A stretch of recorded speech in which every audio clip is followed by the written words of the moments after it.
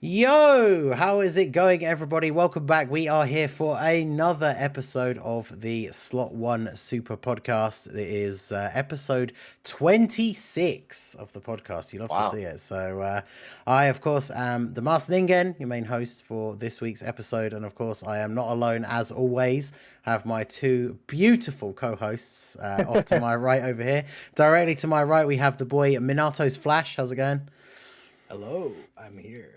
And I'm excited because there's a lot of stuff that came out. Oh yeah, there's a lot of stuff, and we've got stuff on both versions to talk about for a change as well. So let's go global.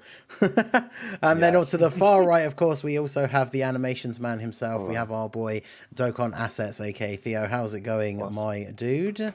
Good. I'm feeling really good because I'm on a hot streak right now. I finally pulled Gohan Beast off the tickets, and I actually got the Gammas last night as well. So in terms of Dokkan, I'm in an all-time high right now. So we're cooking, baby. Well, that's what we like to see. Yes, sir. All right. Well, so lots of stuff going on both versions. Like I say, that makes a nice change. The last couple of weeks pretty much has just been JP with the focus of conversation, with a little bit of brief, chat at the beginning about the whatever filler release has come out on global. But we finally have something interesting to talk about over on the global side. And that is, of course, for the first time in... can't even remember now the last time we actually got something that was technically a global first. But for the first time in a long time, we have a global first release, which is a new Dokkan Fest exclusive. And that is, of course, the Dokkan Fest exclusive physical Rose Goku Black. So this was announced. It was teased on Twitter. They basically teased the upcoming video that was sort of premiered, scheduled to go up. And it was apparently Minato's crashed out. Nice. Oh, Minato broke. I was like, I ain't hear that voice say nothing. He must be dead. I know. I was like, he's concentrating really, really hard on the. Oh, his internet went out. Well. Yeah. Well, there you go. Wouldn't be an episode of the Slot One Super Podcast without technical difficulties. And, yes, sir. There you go. Look at that pure focus. Look, he's just looking at Goku Black with he loves Rose adoration, and as well he should, right? So, but yeah, we got a teaser on Twitter where they showed a little teaser trailer that basically showed all of the future saga shenanigans, bunch of super attack clips from units from the worldwide celebration, and then I'm trying to remember what the actual caption was now. The Arrival of Despair? Yeah, Arrival of Despair, about? That's the one. So, of course, now that Minato's gone, all the cameras are messed up, so that's great. Whoa, look at me. Oh, look at my cool microphone, bro. Oh wait, you can see my whole bed, how messy it is now. Awesome. Oh, Minato. Oh, great. So... Great. Well, anyway, I think there's nothing there's nothing much I could do. Hold on, wait. But... Okay, here, wait. Hello. Well, for those of you listening, you're still your enjoyment will be unaffected at this current time. Visual errors. Sorry, Spotify listeners. Occurring. I'm so sorry. But yeah, so it was pretty clear to everyone from the teaser that it was going to be some kind of Goku Black. Then we had the premiere thing, the producer letter, where we weren't really sure what they would show, but they basically showed everything. And then everything came out on Twitter not long afterwards as well. So we have the new physical Rose Goku Black came out on Global. Very interestingly, though, he's got some good units on his banner. We have the return of Merge Zamasu and the Blue Boys who fuse into Vegito Blue. Is their first return on Global. And one thing I have to say, I feel like they did a really good job doing this with the fact that we recently got that Battle Hour banner, where even though it was only the 3+1 and then it went away, so I guess you couldn't use coins and stuff like that, but they actually did. This means they've returned all 4 of the Worldwide Celebration LRs way earlier than they usually do for Global, because normally we have to wait until the anniversary, which is in July. So it's kind of a case of like, if you miss the units from the worldwide celebration, you have to wait like 9 to 10 months before they come back into the game, which is a huge pain. So them coming back a little bit earlier, I think, was a really, really good shout. The banner is a 10 featured unit banner, which is not exactly the best, but the surprising thing is he doesn't have a banner unit.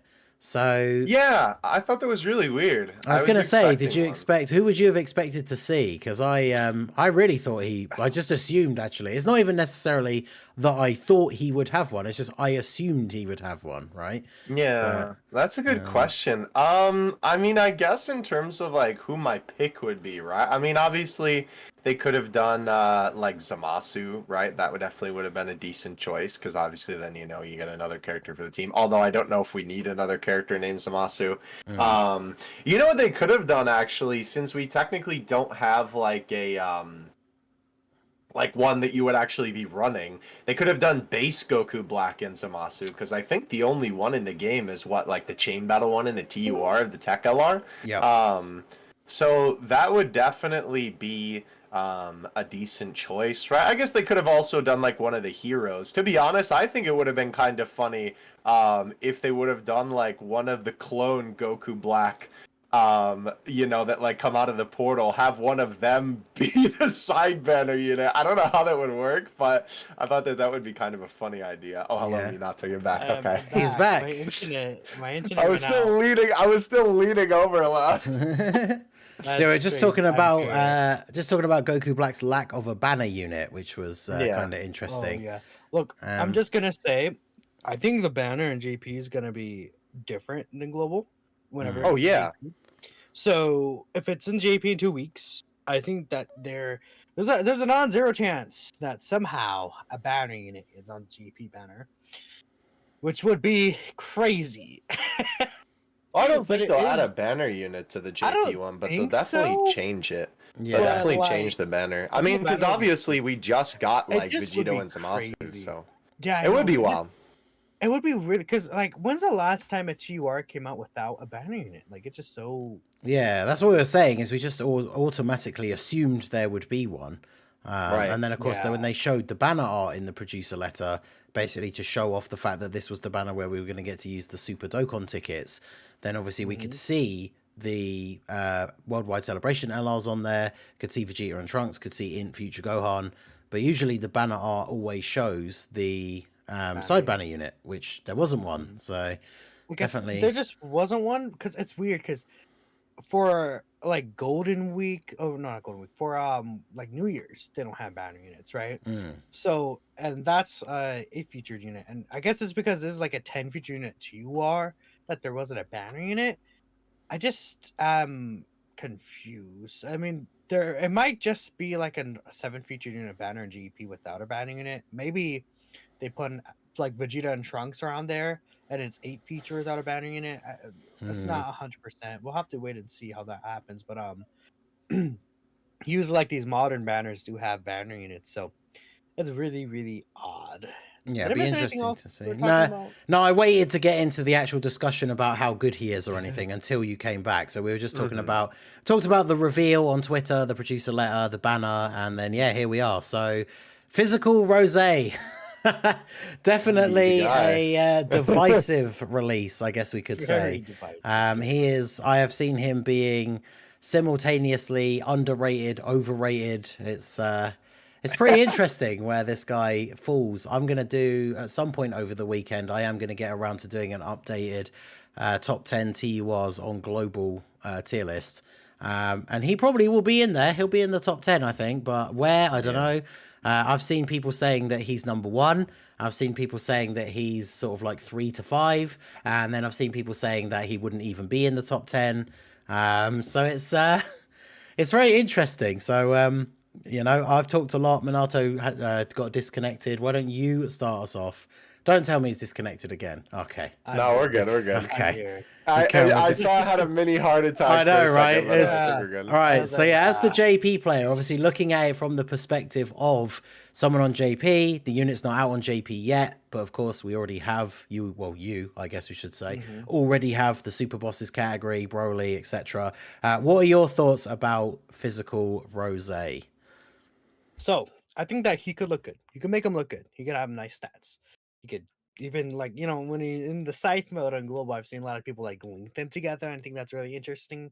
And it's like they share all the links. You see Rose like at the end of the like rotation does like a 19 mil to 20 plus mil super effective attack stats, and that's like, okay, that's good, right? You can cook, you can make him look nice.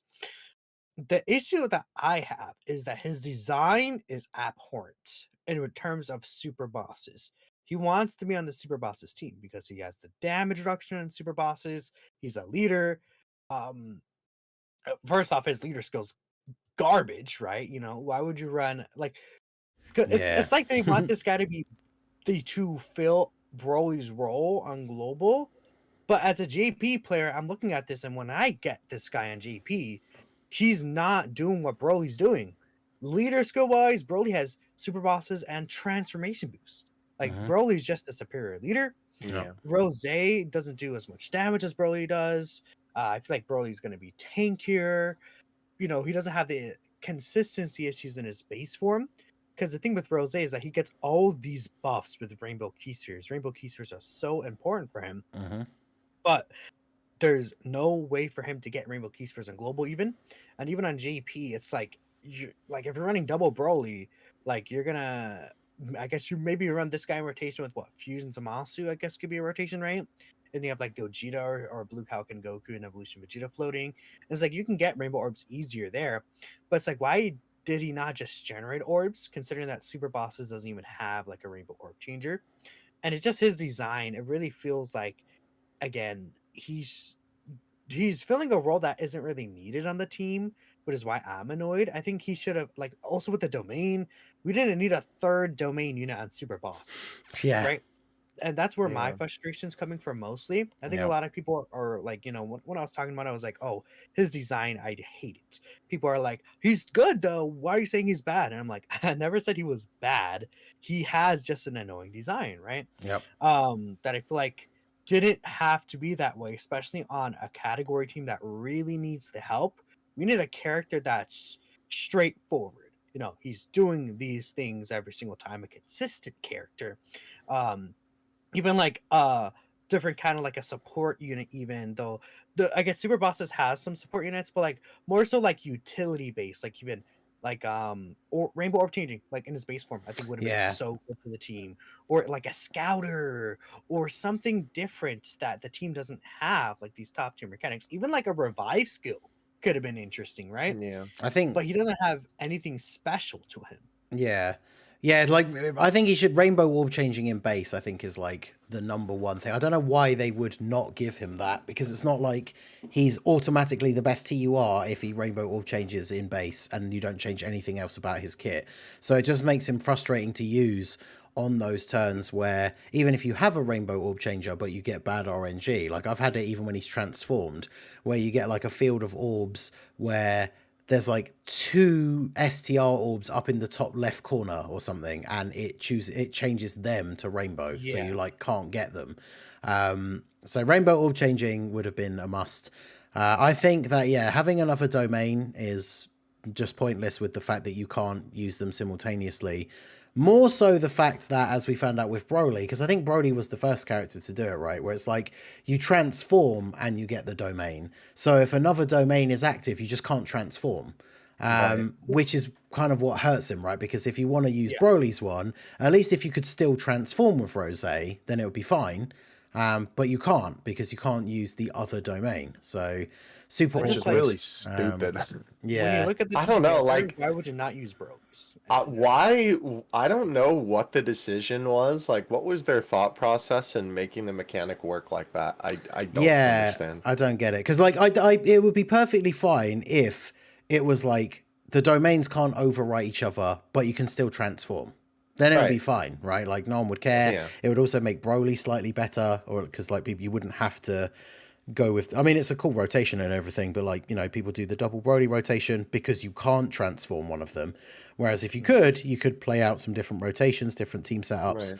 Right. The one thing I will say though is like his, it's not even necessarily the domain that is the most important. It's more the fact that if like you're running him on Broly's team, you want Broly to transform more than you want Rose to transform, because Yeah. I see a lot of people, I think maybe some people, maybe that's what they mean, and then I would agree, but like I see some people say that Broly's domain is so much better than Goku Black's, but if you're fighting an extreme class enemy, they're exactly the same. It's 20% attack and defense to the whole team. The only difference is Broly's is super class enemies also take more damage. So if you're fighting an extreme type enemy, their domains do the exact same thing. And in my opinion, Rose's one looks cooler. But yeah, you want to have Broly transform more than you want Goku Black to transform. The one thing I would say about that, just again from a GP view, is that the 10% damage super class, I know you know, but I just want to point out just to people watching, it is really important and really massive right now. Oh, it's a huge buff, yeah. The hardest fights in the game now are all super class, right? I think there's been full shifts. Yeah. And one big thing I think that's worth mentioning that I have seen some people point out as well, and I know if we're going to evaluate a unit overall, I don't think this isn't like a get out jail free card for excusing the faults in this guy's design. But somebody did make a comment on, it was either one of my videos or on a tweet, that it's like, you know, he came out as a global first and he's really good against all the content on global. But the problem is he's not going to age particularly well. I mean, obviously we don't usually get new super hard content for things like Saiyan Day and Golden Week and stuff like that. So in theory, he'll be fun to use and like viable in everything up until the anniversary stuff comes out. And then to be fair, like I've used him against Red Zone Golden Frieza and stuff like that on the private server, and he's fine. It's obviously these new harder events coming out that are now the hardest fights in the game that he would definitely struggle with. Because that is the one beauty. Go on. Like if you got the good RNG, he could definitely ran of those events. But like a lot of these times, he gets hit with a super and he'll just take too much damage. If you don't get the good RNG with him, it's like, you know, that's just how it is, right? Especially because you're not gonna transform with him. So it's like, because if you transform with him, he has the raw defense, and that's not enough to tank. So it's almost like you're forced to stay with him untransformed, but then he doesn't have the damage reduction anymore. And it's like, you know, okay, well, he can get like what 2 mil raw defense or something like that, like when he's transformed.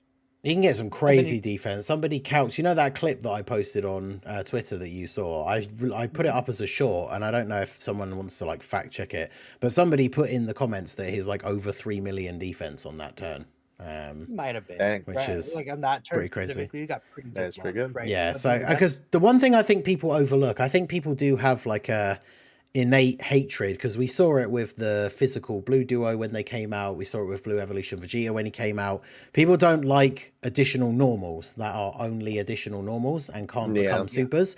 But the thing is, every single one of those additionals, whether it's a super or a normal, is giving him extra attack and defense. And then if it is a super, like the ones he'll get at the end, those give him extra attack and defense on top of that as well from the super attack effect, which is why you see the number like jump up so dramatically.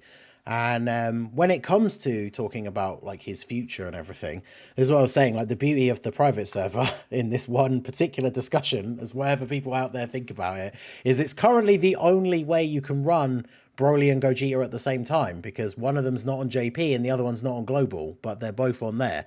So running Rose on Broly's team, I put up a video doing it. I think it's a pretty fun run. Having Broly transform means that Rose, even in his base, is getting the buff from the domain. And then obviously Broly's team, you can run LR Gogeta, who's a Rainbow Orb Changer and also shares links with Rose. In order to like sort of tick off some positives, you know, I posted it in our group chat thing, but in terms of like using Rose on Broly's team, he has big bad bosses, which helps out other units on that team that do have that link, because that was kind of an issue with Broly's team. If you want to run units like the Broly trio, Zamasu, like Broly doesn't have big bad bosses, Rose does.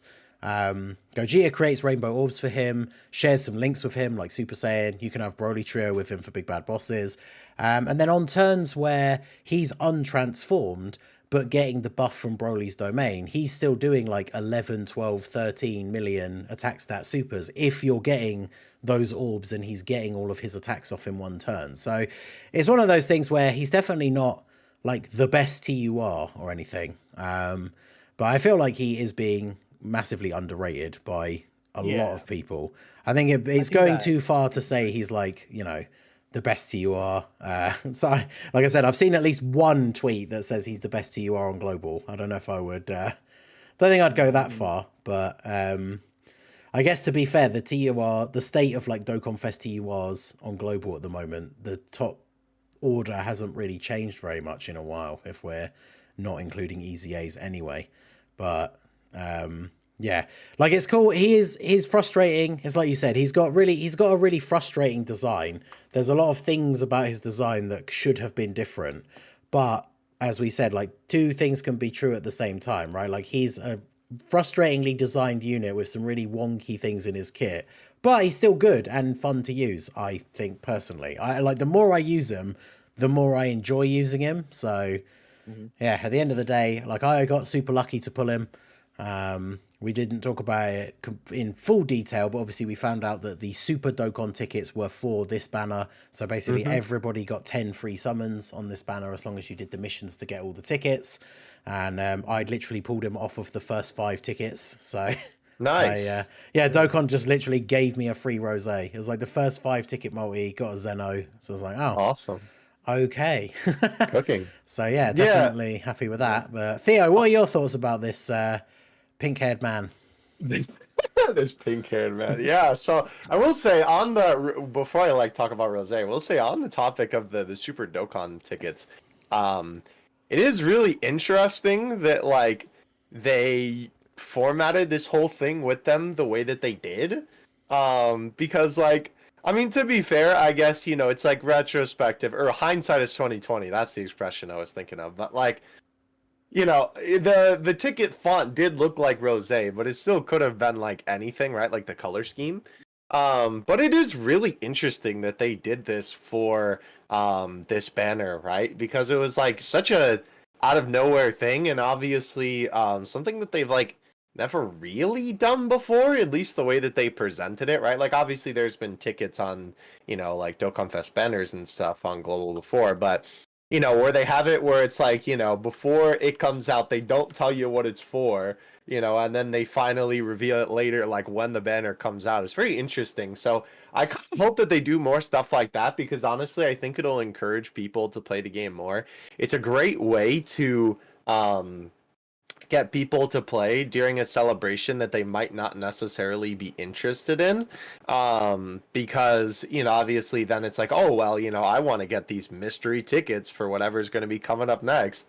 Funny enough, actually, Breakers is doing that right now, where Breakers has like the tickets for the next season, so you can summon on the next banner, but you have to do an event now before it comes out. Goku Black? It is, yeah, it should be a Goku Black Raider, which is ironic considering the conversation, but I do think that was pretty cool, right? That they did the whole thing with the ticket mission. So I do hope that they do that again, because I do think that was a really cool idea. But in terms of Rosé himself, yeah, it's been really interesting. Obviously, being a JP player mainly, right? I haven't gotten a chance to use him myself, right? I did have like 300 stones on my global account. I've just been like kind of saving them up for whenever the global first would come. I did not expect it to be now, to be honest with you. I thought it was going to have a couple more just to kind of throw on the banner just for funsies, but I didn't end up getting them. Though funny enough, with the tickets, because I missed 2 of the tickets somehow, unfortunately, but on one of the single summon tickets, I got Trunks and Vegeta, so that was pretty cool.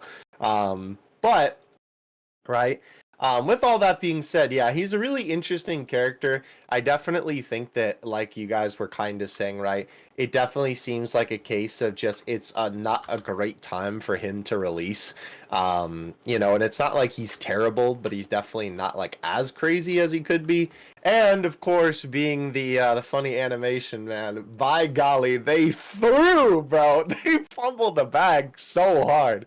I don't know what they were cooking on some of those animations, man. I like it. They were, because here's the thing, right? Like, they're not terrible. Like, they don't like except for one part. One part is genuinely bad, because they used in the super attack animation for the transformed one, they used the sprites, the stinky sprites, instead of just using the literal assets they use in the transformation, which frankly in the good year of 2024 is unacceptable. That should not be the case when it comes to Dokkan animations. They should not be using the sprites in any form. But I think that they're not like, they're not the worst animations in the history of the game or anything like that, but they're definitely not great, right? They're still fun to look at, which I think obviously when it comes to any Dokkan animation, that's the most important thing. If you have fun when you're looking at the funny thing happening on the screen, then I think as long as it accomplishes that goal, then, you're successful. But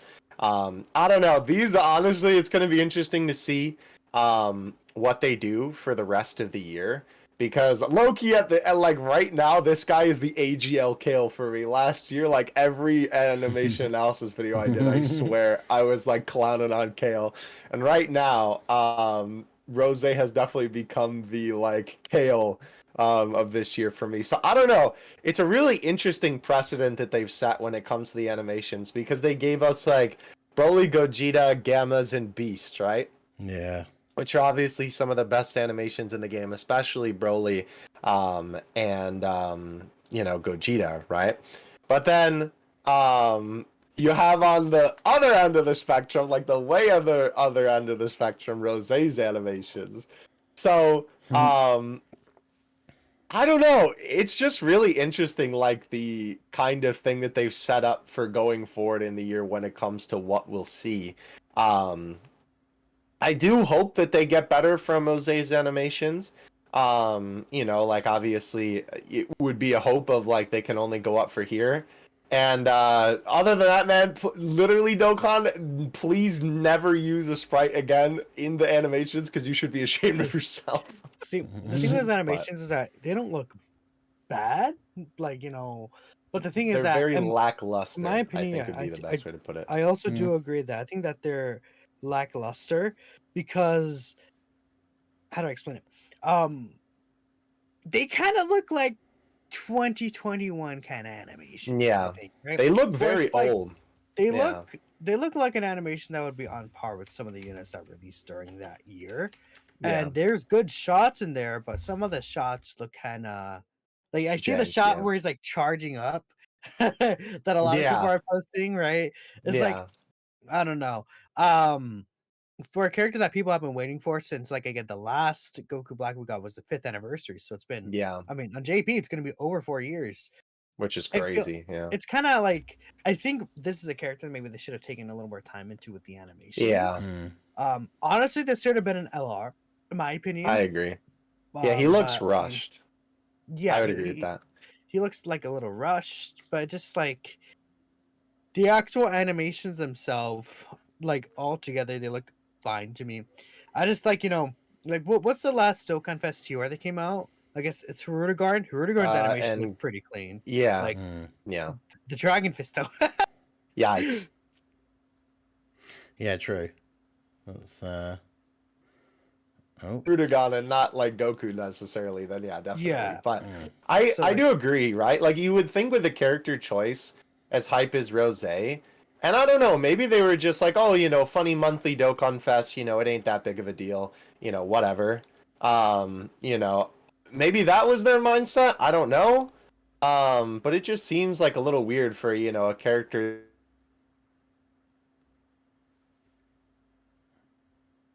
when it comes to Dragon Ball would not be given, the amount of treatment that he has. I don't know. It almost kind of felt like to me, with a lot of the stuff that was in there, I don't think that this is actually the case, because this is not like, I don't think this is really realistic from a development standpoint, to be honest with you. But I was almost wondering if like they had this guy on like the back burner for a while or something. Like they had him like in the vault, and then they needed something for the global first, and they're like, oh, yep, grab those Rose animations from a couple years ago. Like I don't think that's actually necessarily because it like it was like the global first. Like they're like, oh, we're gonna take this guy and put him into global first necessarily.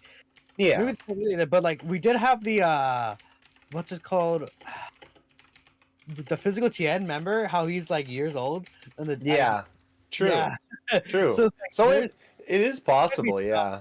Like I mean, if they did something like that, and then that's why like Beast Gohan's animations look as good as they are, or like Broly's animations especially. Yeah. Yeah. It's like maybe they're putting time into other stuff and they're like, using a little cut, but it's like it feels kind of bad for the people who really want to Goku Black. Right. And I don't know. Again, it does feel like they had these animations just holding on there for a while, because it's like they're not as on par with like some of these 2023 characters animations. I Like will say even there are some Yeah. whilst there are some right? like janky shots and like janky frames here and there, the one thing as a Rosé, I like Goku Black fan, I have wanted them to do an updated version of the Divine Lasso. Lasso, and I think it looks good. Like it's not great, especially because it has the classic super attack thing where when you see all the needles, obviously it has the close up of the enemy sprite, which is never good. But yeah, the I quite like it. At least it has the cool little like the flash at the end and everything. Because we went back on my stream before he came out, and I reversed the AGL TUR Rosé because his SSR is the only unit in the game that had the Divine Lasso thing. And the animation was so incredibly basic. It was just like him pointing his hand out and then like the needles hit the enemy and then he doesn't even do the spin. It's just him already in the pose like this and then there's like an explosion. So super basic. So it was really cool to at least have like an updated version of that. But yeah, he definitely is a unit that has a lot of flaws. I think he's good. I think he's fun. He definitely, in terms of, I think where people, I guess, are disappointed, it's almost like a catch-22 situation because global players didn't want there to be a unit that's going to come out that's so good it's going to tempt you to spend all your anniversary stones. Right. But then on the flip side, it's like people are disappointed that he's not good enough to make them waste their anniversary stones. So it's kind of like those two things kind of go hand in hand, right? See, I think it would be a different situation, right? If it wasn't Rosé, right? I think that's really like the point of the linchpin, right, so to speak. I think that if it was another character, right, where it was somebody who was like less hype, right? Like, could you imagine if it was like, I don't know, like any character that you could think, like, obviously, like, as much as I love Saiyan Saga 2, like Saiyan Saga Vegeta or something obviously would not be enticing people as much as Rosé, I think. Something like that, right? Maybe even something obviously like less exciting than that. But the whole point of my, thing here is that it's because of the fact that it's such a hype character, people want him to be good, right? And not to mention, like we mentioned a bunch of times in the stream already, because we've been waiting so long for a new Rosé, obviously with all that time passed, people really want him to be a good unit. So I think it's that perspective that is honestly just like the really disappointing aspect about this guy, right? Where I do agree, it is kind of funny, like the the discrepancy or the irony, right? Whatever you want to call it. It's like, oh well, I didn't want to summon anyway, but I'm sad that I'm not summoning. It's like I think people. I think it's a thing where it's like this is probably going to be the last global first that'll happen, maybe. And that, that too. That's definitely disappointing. That like, for globals, almost like last hoorah sort of thing, right? I think a thing where it's like people are underrating the unit still, but it's also a thing where it's like he's not like fluid or just straight up. He's like, oh, like he's really like he's always like this, or he has some special kind of thing to him. He's a little. I don't know. Like, it's weird to explain it, but I think you guys understand, like, what we talked about earlier. You guys kind of get where I was coming from. Where it's like, if it was someone like Ma Jr., and it's like, oh, we all, like, Ma Jr. just does what he does. He's just good.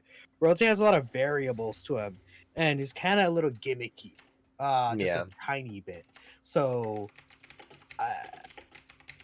and it's like, looking at the GB content, it feels like, it's a thing where you also are looking at what's going on in GP, and then you see what's happening on global as another thing. So, I think it also doesn't help that like this celebration does not feel very like Rosé-esque. Yeah.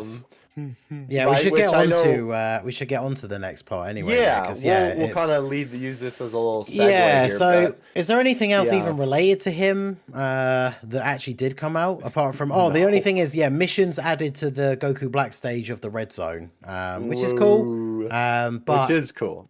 Cool, but that's it. It's interesting because like when they added those missions to the red zone 13 stage, they made the missions really difficult because the stage, well, not really difficult, but they made the stages, the missions a bit more difficult than what we're used to because the stage is quite easy. So you had like a category restriction and a turn restriction in the same mission and stuff like that. Whereas obviously for this Goku Black one, there's just a couple of category missions, which are not too bad, especially because they relate to the stuff that's coming out now. But yeah, almost everything else about the celebration, and especially because she's so good, she kind of overshadows Rose a little bit. Well, I say a little bit, but the craziest thing about the celebration is, of course, what is technically also a global first, is the EZA for STR Kefla. So STR Kefla has her EZA that came out today, so that is live in game now. It also came along with 4 sub EZAs. We're going to talk about those very briefly after her. But yeah, it's one of those funny things where, you know, even though she's a TUR now with an EZA, she's just so much better than Rose. It's kind of funny for them to like release at the same time. Right. The thing is, people, it's funny because Kefla is a character that very, very much feels to me designed as a post anniversary, 9th anniversary character. Yep. Right.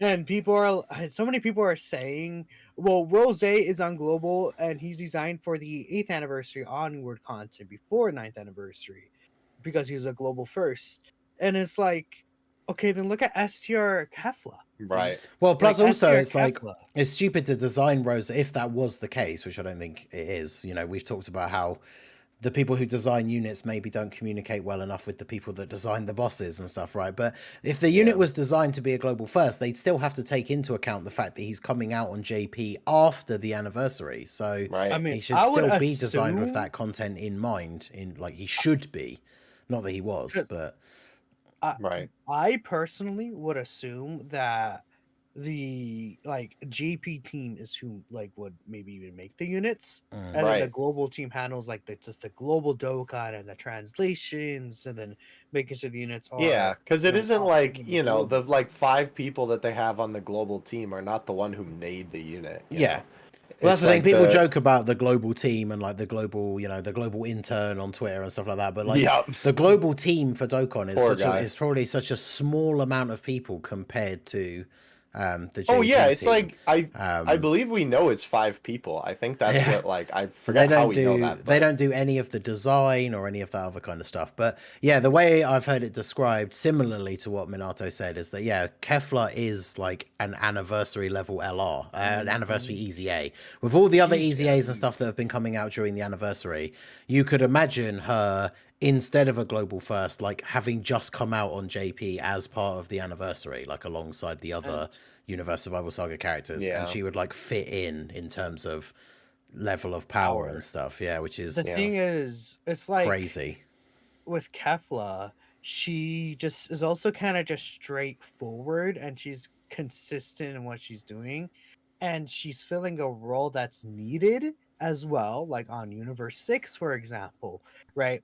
Even though it's almost feels like they easy these characters because they're on super bosses, but you're not gonna really run them on super bosses, right? Because of their link sets, because of the characters that they want to be ran with.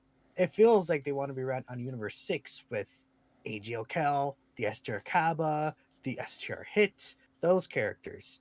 And then in that situation, Kefla, even though she doesn't have her own orb changing, there's STR Cab and STR Hit that both make orbs for her, STR orbs, right? And they can even change the entire field to STR. Yeah, and then Kaba's supporting her for like 60% as well, isn't he? So yep, and even then you have Battles on the team who's also a rainbow orb changer. So it's like you have a better setup for her than Rose had a better setup on his release. And that's why a banner unit would have helped him a lot. Okay, I just wanted to point that out because a lot of people are like kind of bringing that up when people compare Rose and Kefla. Now we could actually talk about Kefla. But yeah, Kefla is super, super good. I think she's, I mean, again, like with all these new units releasing, I realized I haven't done one for a while, so I'm going to do a EZA's tier list for global, but it feels like she could very comfortably be at the top of that list. I think like she's crazy. I think she's I think she's best EZ2R. I don't think there's a difference between JP and Global with these EZ2Rs, right? Yeah, you I might think be it was right like actually, Angels because and so many Offspring. LRs have come out on Global JP recently. So yeah, I think you might be right. Yeah. But One other thing, people in chat were saying, "Oh, but Global doesn't have those EZs." I'm thinking of like a GP perspective, like when I get Kefla. yeah. Or even in Global again, you have battles. So Yep. Yeah, Yeah. So, Theo, thoughts on STR Kefla? Yeah. I mean, it's crazy, honestly, how good she is, obviously, compared to Rose, like we've been, kind of discussing. I'm still just like, for me, I think the whole aspect of it is just, it's ironic that obviously she's better than Rose, but I think the whole thing that's so curious for me is that why would they release, all of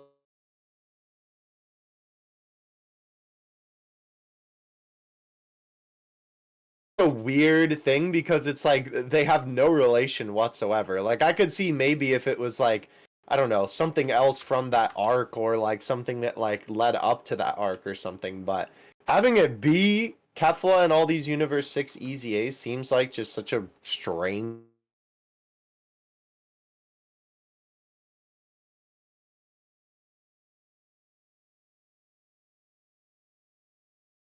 like with the whole thing of obviously talking about like the celebration is doesn't feel very rose themed. Oh, am I frozen right now? not anymore. I think Okay, good. this Discord is being really funny. Yeah, I Um, see. Yeah, okay. like every Yeah. week. Yeah, so I think it's just a shame because it honestly makes it feel a lot less like impactful of a release that they have all this Universe 6 stuff with it. And funny enough, I know I know people were talking about this and like I know it was like mostly a joke, but people were like, "Man, they were like, I wonder if this was supposed to be like a Dokkan Fest hit and at the last moment they just switched it out for Rose or something like that cuz he just feels like so out of place when it comes to all this Universe 6 stuff, yeah. But also interesting, somebody did, I did want to bring this up, obviously in relation to STR Kefla, someone in the chat mentioned it, thank you for reminding me. Yeah, it was really interesting, by the way, that that whole thing with the art shenanigans for Kefla on her Dokkan Fest, the Dokkan Fest EZA banner, right? If you're unfamiliar, basically they used a different art that was the same pose as Kefla's SSR, the one where she's just standing there in base. On the like banner in the news, the art was different from what her actual like SSR art is. So it will be really interesting to see if that ends up being like an asset that they use in the future, because that has happened before, right, where they've accidentally like slid something in there that didn't mean to be in there, and then later on we get to see it and then it actually becomes something more prominent. So it will be interesting to see, right? The one thing I will say that is kind of weird is if it is, because I know a lot of people have been saying that that's going to be like an upcoming LR or like a Saiyan Day unit or something like that. The only thing is, like, they usually don't do like the exact same pose as another like SSR art for having another one. To be fair, I guess Kefla doesn't have like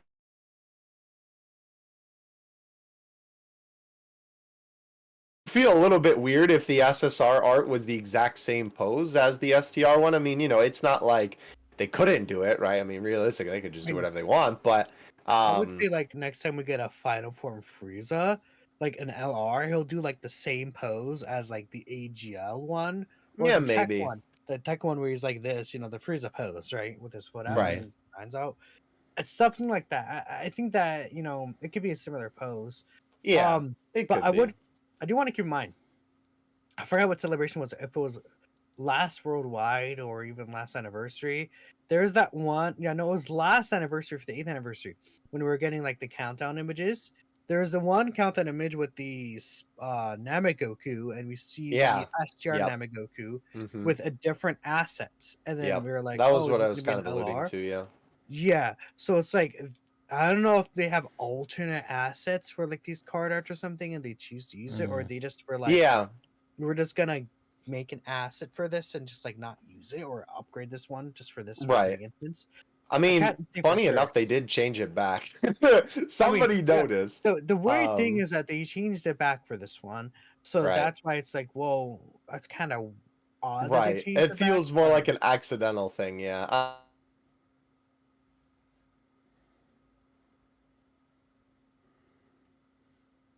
the art, or like, you know, when I saw that, I was like, oh, maybe they used like the prototype art or something. If they had like a, you know, like an original one that they like, you know, weren't sure if that's what it was going to be before they decide on the final one. Like maybe they somehow accidentally used that. Or Yeah. I know Proton in the chat was saying too, it definitely kind of feels like in terms of, yeah, and also they changed it back Yeah. because they have to because of false advertising. That is also a very good point to bring up.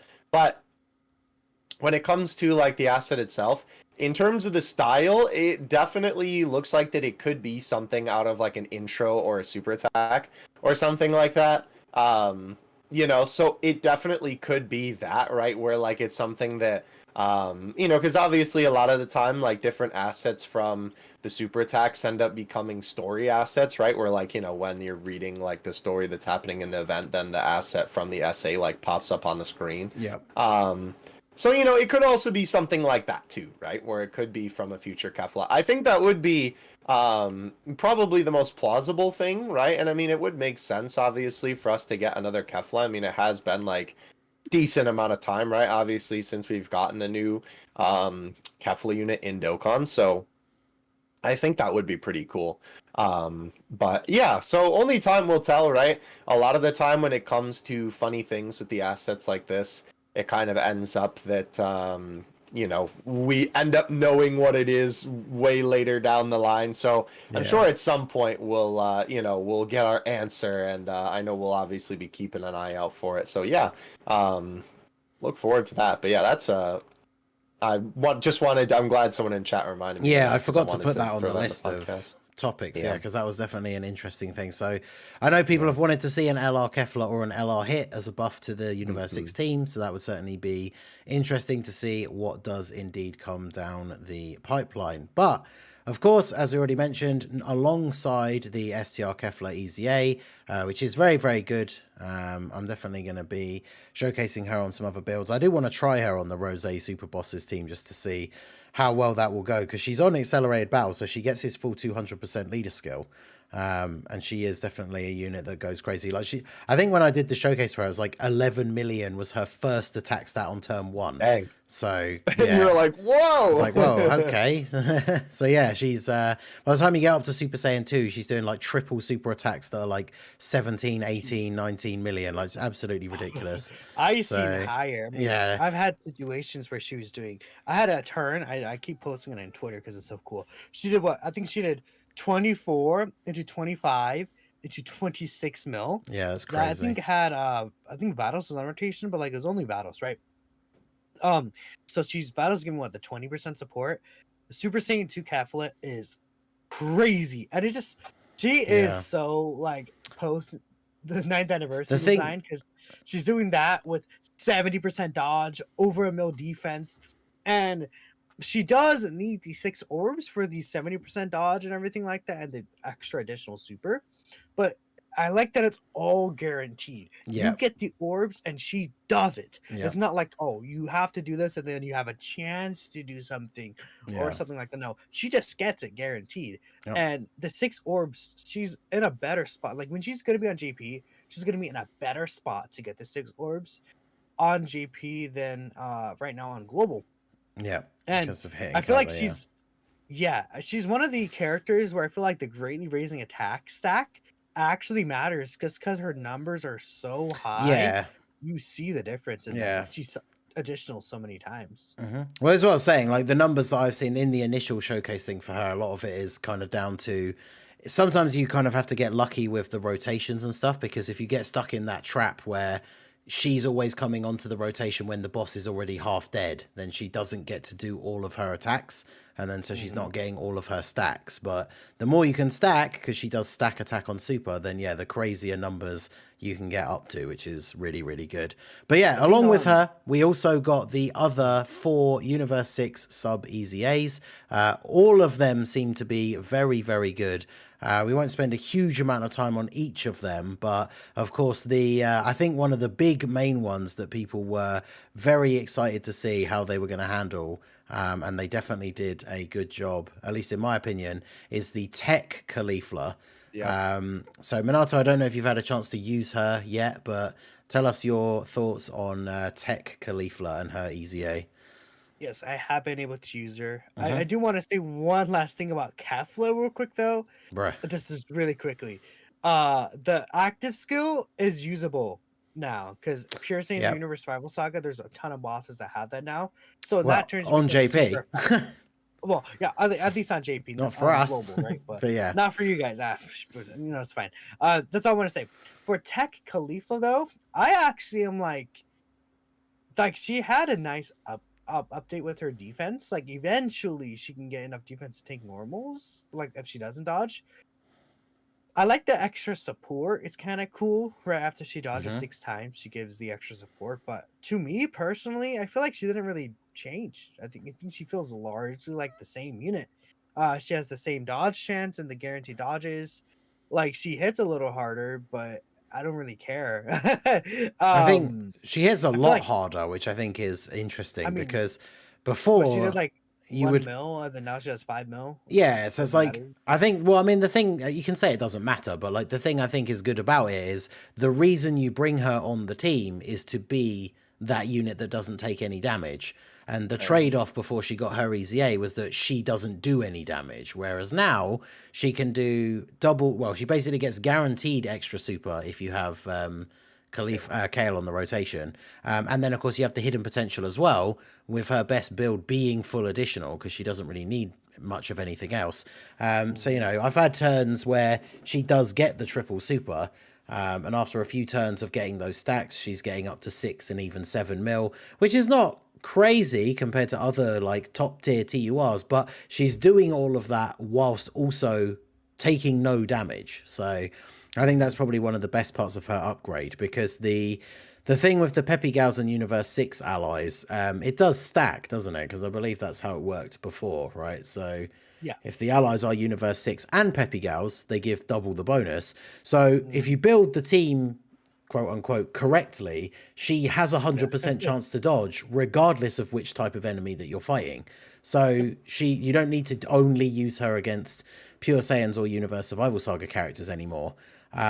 Which I mean, like obviously if we were going to say, for example, hypothetically that Kefla was the best EZA TUR, I feel like Caulifla's up there, like in that top tier with her, or at least the tier below, because of the simple fact that she just doesn't take any damage.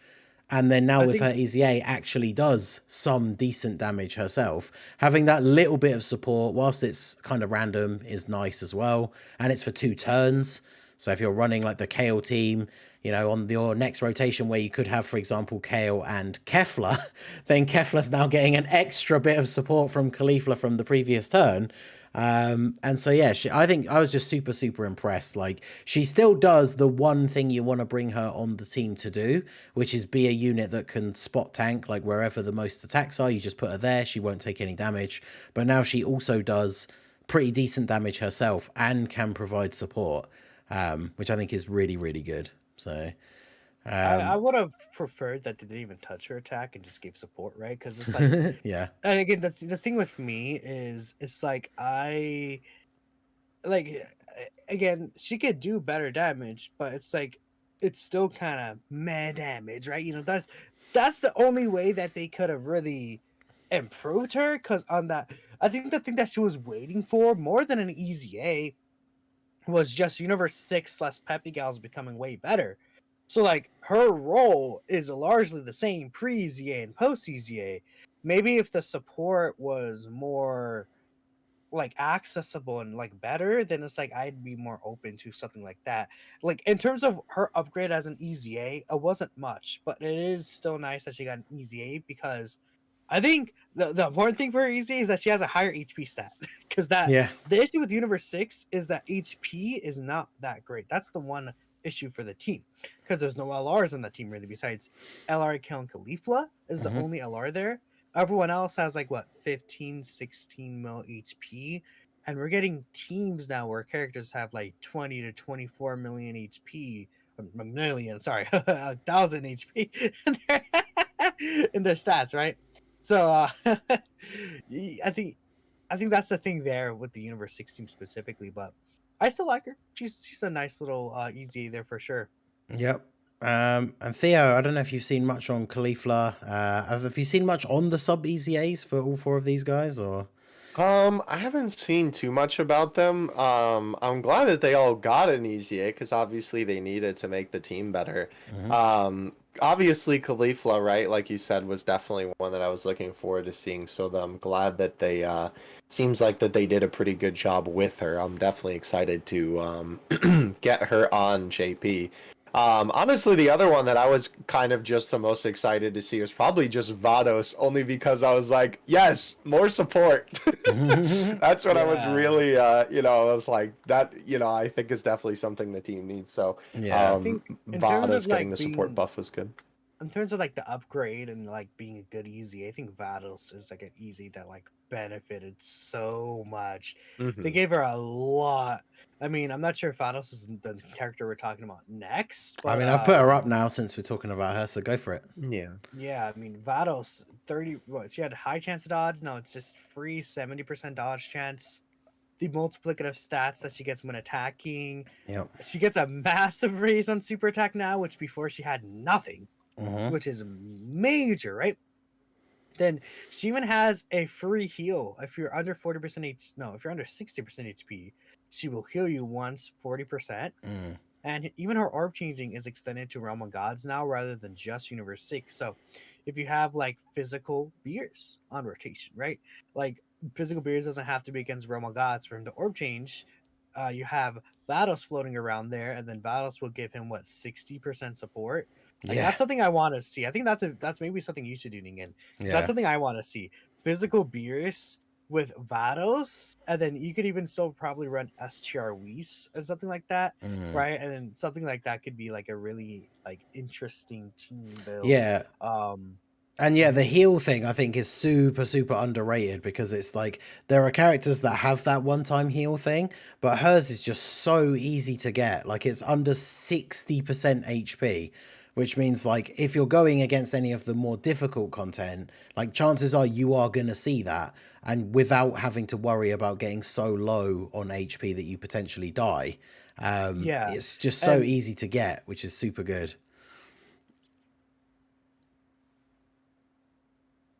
For 16 can struggle with like I think I froze. Oh no, we're good. We're good, I think. Oh no, we're good. Okay.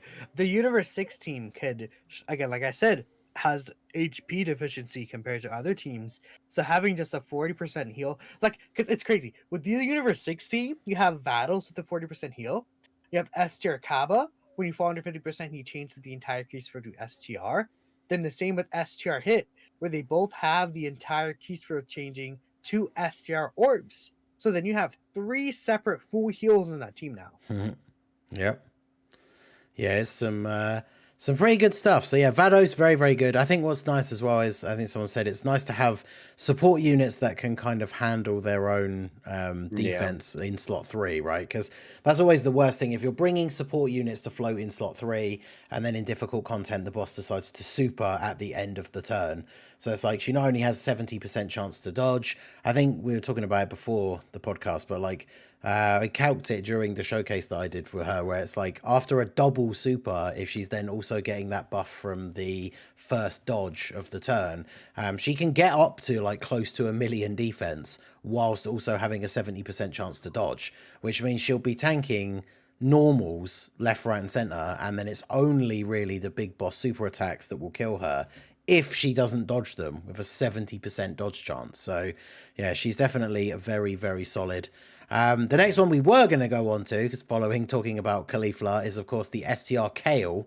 Now this one is interesting because her and Caulifla have always been similar, but Kale is the one that, while she is good, like they still obviously gave her a decent upgrade with her EZA. I think she's the one that kind of struggles the most for the place on the team, because if you're running the actual Dokkan Fest Kale team, these units require obviously the other one to get their best like buffs. So Caulifla works perfectly with the Dokkan Fest Kale, whereas Kale wants to be run with a Caulifla. And if you're running AGL Kale's team, you're probably running a Kale on both rotations. And then it becomes a little bit more awkward trying to fit STR Kale into the mix, unless you're running enough units that are Caulifla or have Caulifla in the name that you can have one floating in every spot. Otherwise, she's going to end up getting stuck as a slot 3 floating unit, which, I mean, she'll be good defensively. She can get the additional supers and stuff like that. But yeah, she's the one I think out of all of them where it's kind of weird. Like her EZA is good, but I think she has the hardest time fitting into the Universe 6 teams. I don't know, Minato, what you think about that. I think, yeah, the thing is that you have pretty much one really good Caulifla with Tech Caulifla, and then you have one like decent Caulifla with LR Count Caulifla. Kind of crazy that Tech Hell Caulifla post EZA, not Tech, Tech Caulifla post EZA is still like gonna be a better option than LR Count Caulifla post EZA. I feel because like until like Tech Count Caulifla get their EZA, maybe then it's like we'll have more Cauliflas, but it's like one of your rotations likely will just have Caulifla, and the other one will have Kale, and then like I don't know, Kafla, Kale and Kafla's rotation, or Kafla and someone else. So it's like I'm bringing up JP again. I don't know why. I'm so sorry, but like I'm imagining myself running Kafla plus Kaba, then Kale plus Tech Caulifla, and then having the other Kale floating untransformed, I guess, then other units floating around. And it's like Kale, if you float her around there, like you have to have her on rotation with like Tech Caulifla is what you have to do. Yeah. Kale. And it's like you're kind of, I think, arguably sacrificing your rotations, right? Because again, Kale, the Berserk Kale needs a Caulifla on rotation as well. So unless we get like some Dokkan Festival Caulifla or another new good Caulifla card, it could be an issue for this Kale getting her guard. But when she is set up, I think she's also a really, really good upgrade. Yep. I took her into the UI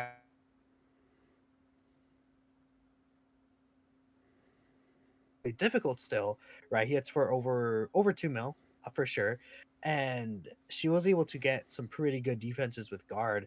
It's just that Caulifla reliance is gonna be what kind of hurts her, in my opinion. Yeah, 100%. So she can be good, but yeah, she's kind of the hardest one to fit into the team, I think. And then last but not least, we have a very interesting one, which is, of course, the Int Hit. Very old unit, at least his original SSR especially. His EZA...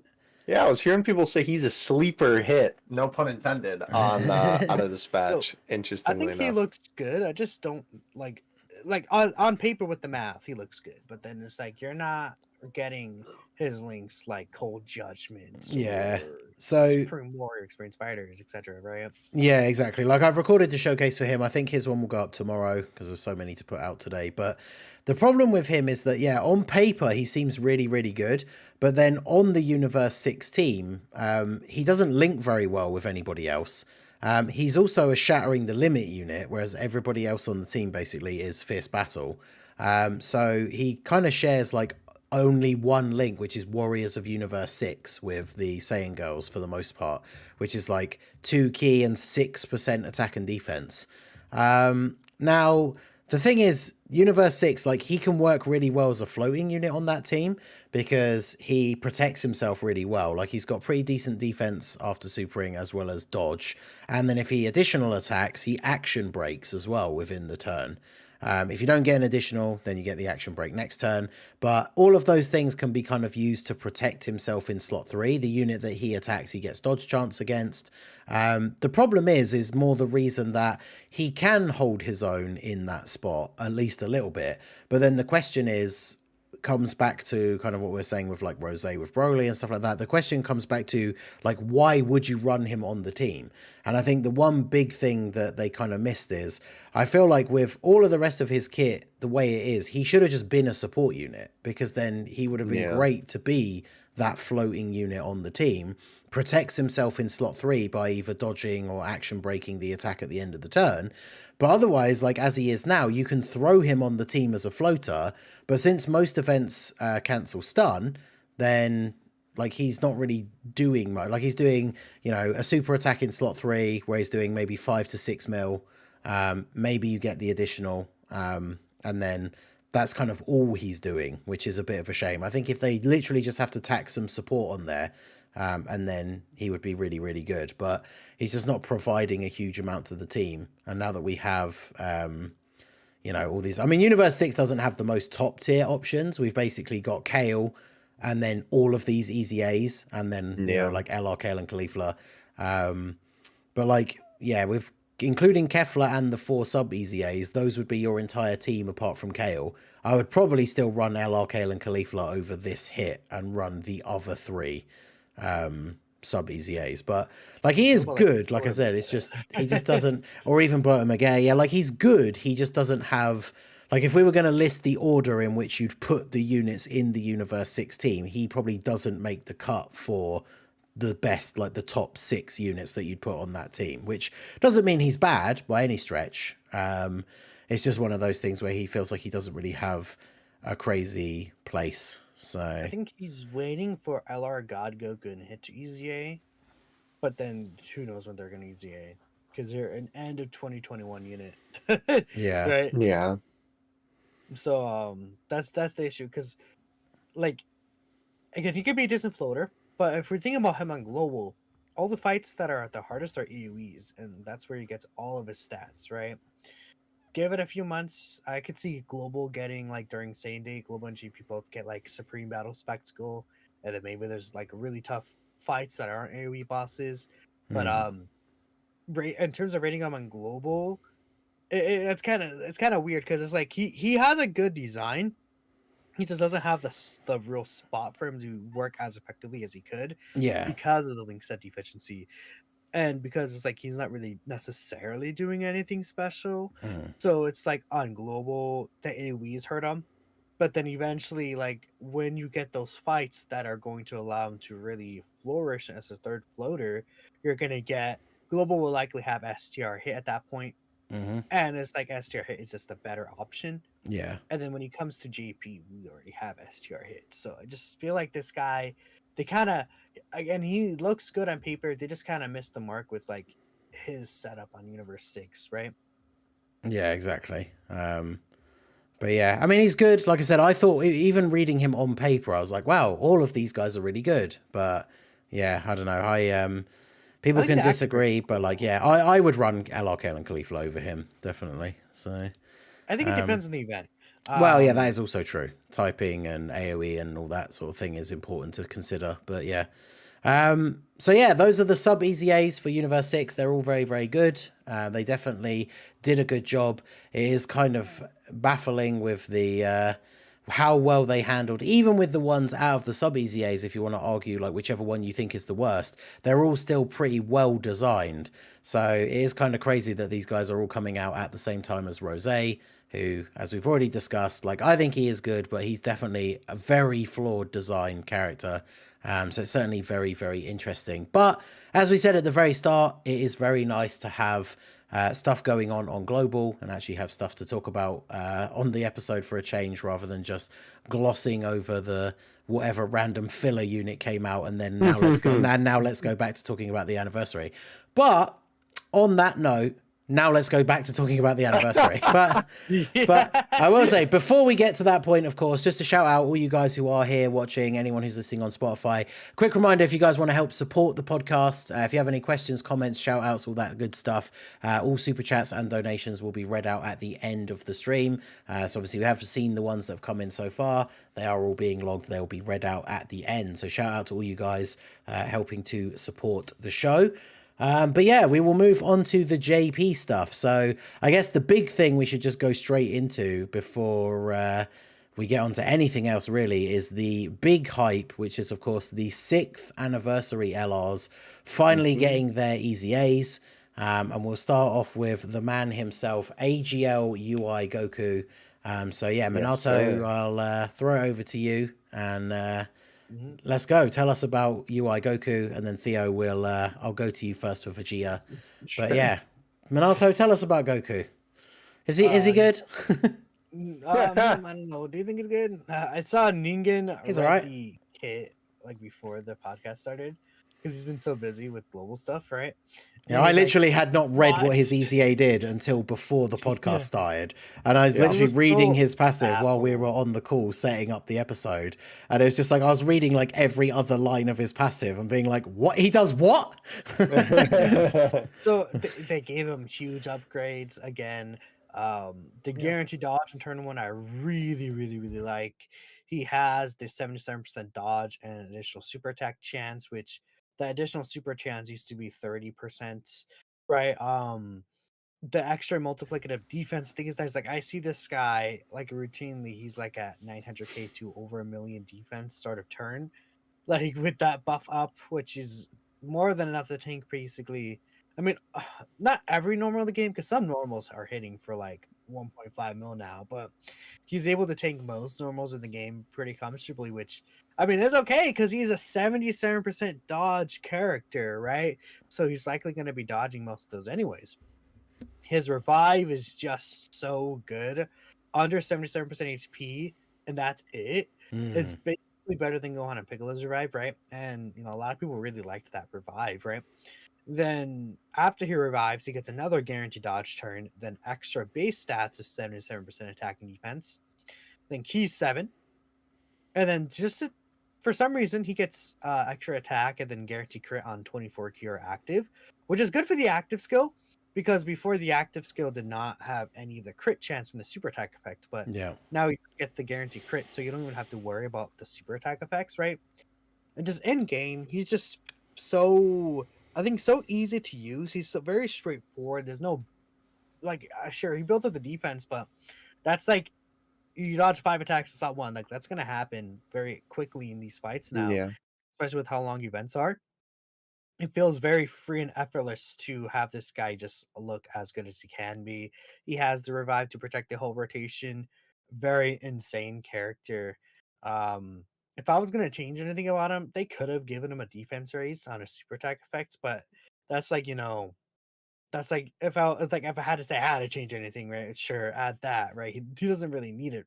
He's too good. He's so good, and he's Yeah, but gonna age. I know everyone was memeing on him because it was from the private server, but didn't Truth post a screenshot of him like over 1,000,000 defense, like start of turn or something? Like, Yeah, it's crazy. I'm not sure if that was post revive. Yeah. Post revive, 100% he's reaching well over a mil defense, but pre revive, he could still potentially hit that, especially with the LR androids giving the well, not the LR androids, the in androids, right? Yeah. One good thing is that they'll give him the 35% attack and defense for 2 turns on their super attack effects, which that's like the only multiplicative stats he doesn't have. So that'll give him a nice chunk of defense on the androids team, which is something I don't really see people talking about there. Like it would be nice for him to get the super attack effect still, but at least that's helpful.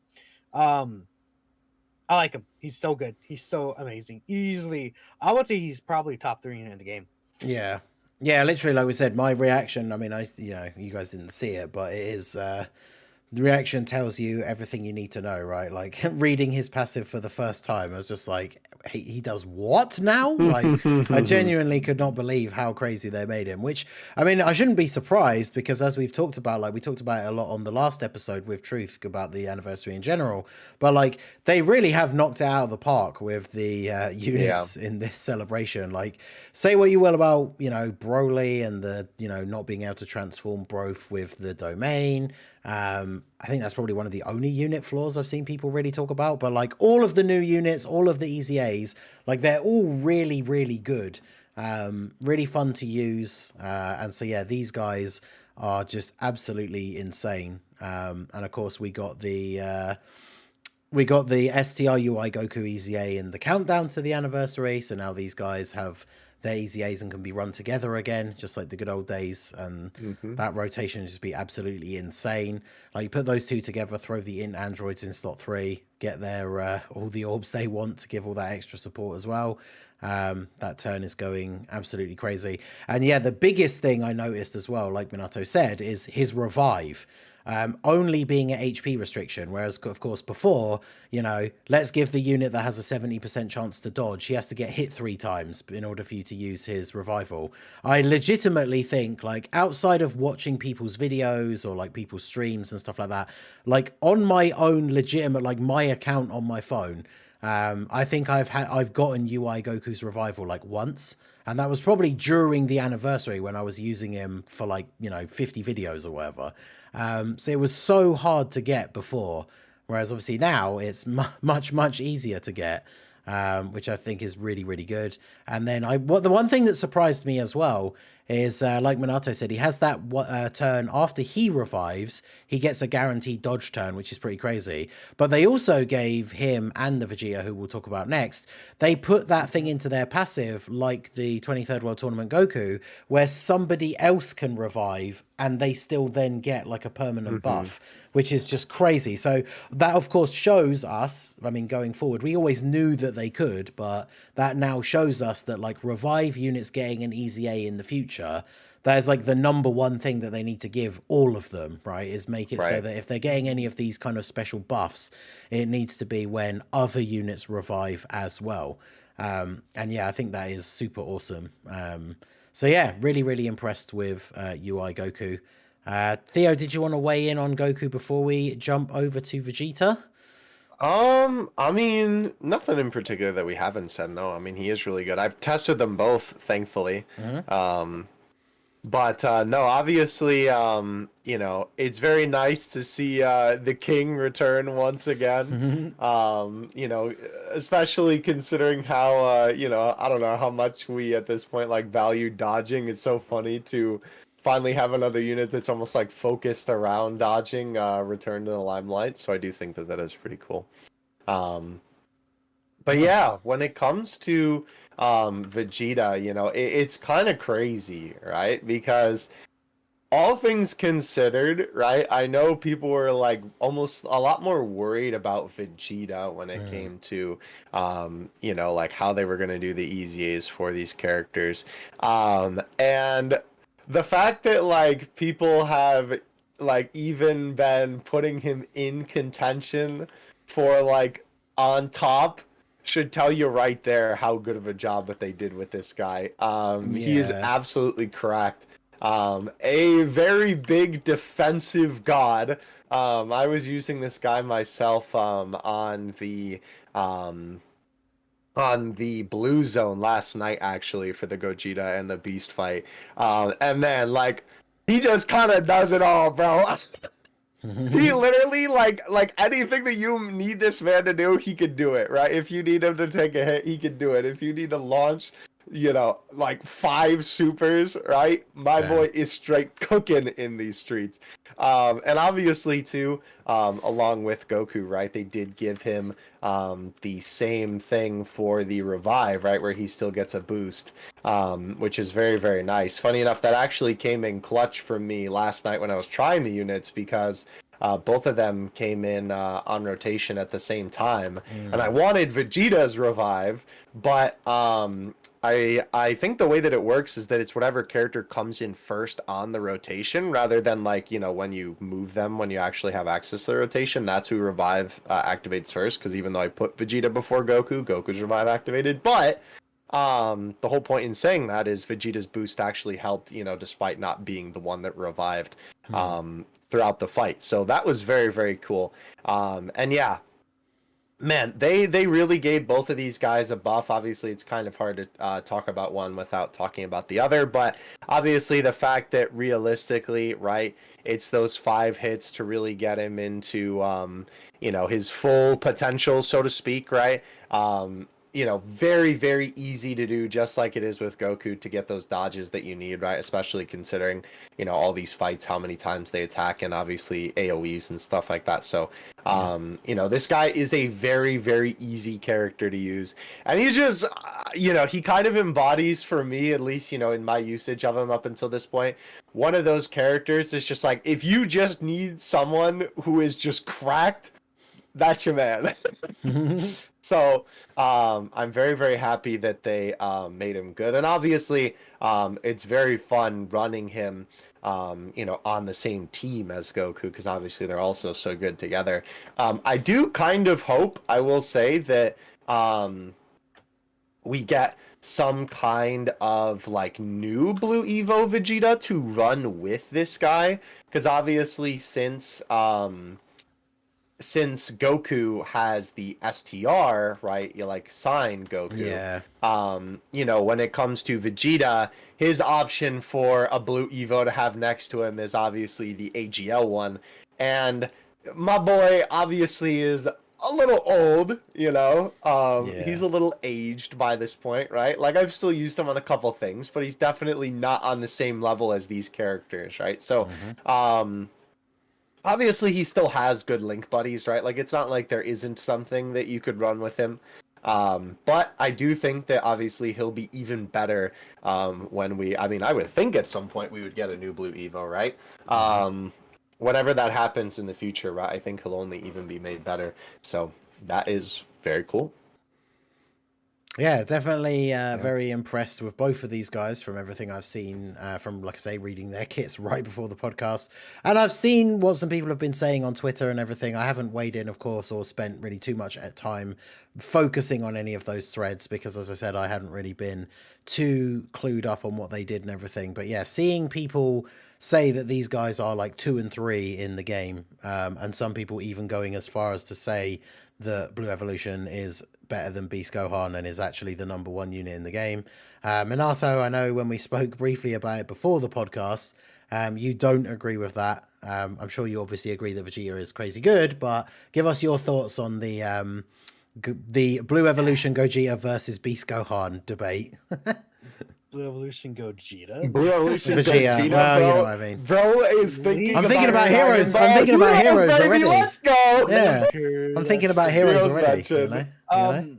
You see, I think the Oh, man. thing that people are talking about is that people are saying Beast Gohan can get caught. What? And it's like, no, not really. If you're using him correctly, he doesn't get caught. Like in one of my videos, I had a Beast Gohan die to like a super by a million damage, but that's because in that video I was floating him off. He didn't get hit a single time throughout the fight. His intro ran out, and everything like that. He hasn't gotten. He had nothing up. He had nothing up, right? And then he died to a mill super because he had 20% reduction with guard, and then what? He usually has like a 300k defense start of turn. So it's like, well, yeah, if you don't use him correctly, he's gonna you can make him look bad. That was like his worst case scenario ever. And then I don't know. After that, I started seeing like it wasn't because of my video specifically, because I think I guess other people maybe had something like that happen. People are like, well, Beast Gohan can get caught in these longer fights because his intro runs out and stuff like that. And then they're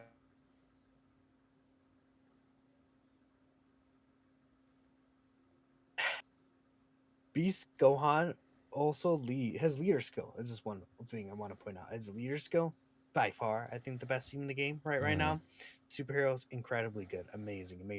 If using Beast Gohan correctly, he'll have still, what is that, 40% reduction plus the 80% multiplicative stats.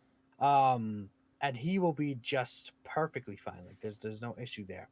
So I mean, another thing is that if the team moves fast enough, you don't even run out of his intro animation. Yeah. And he has the target mechanic, which one thing I was seeing people saying was like, oh, the thing about the target mechanic is that with Blue Vegeta's Revive, it activates when you need to use it.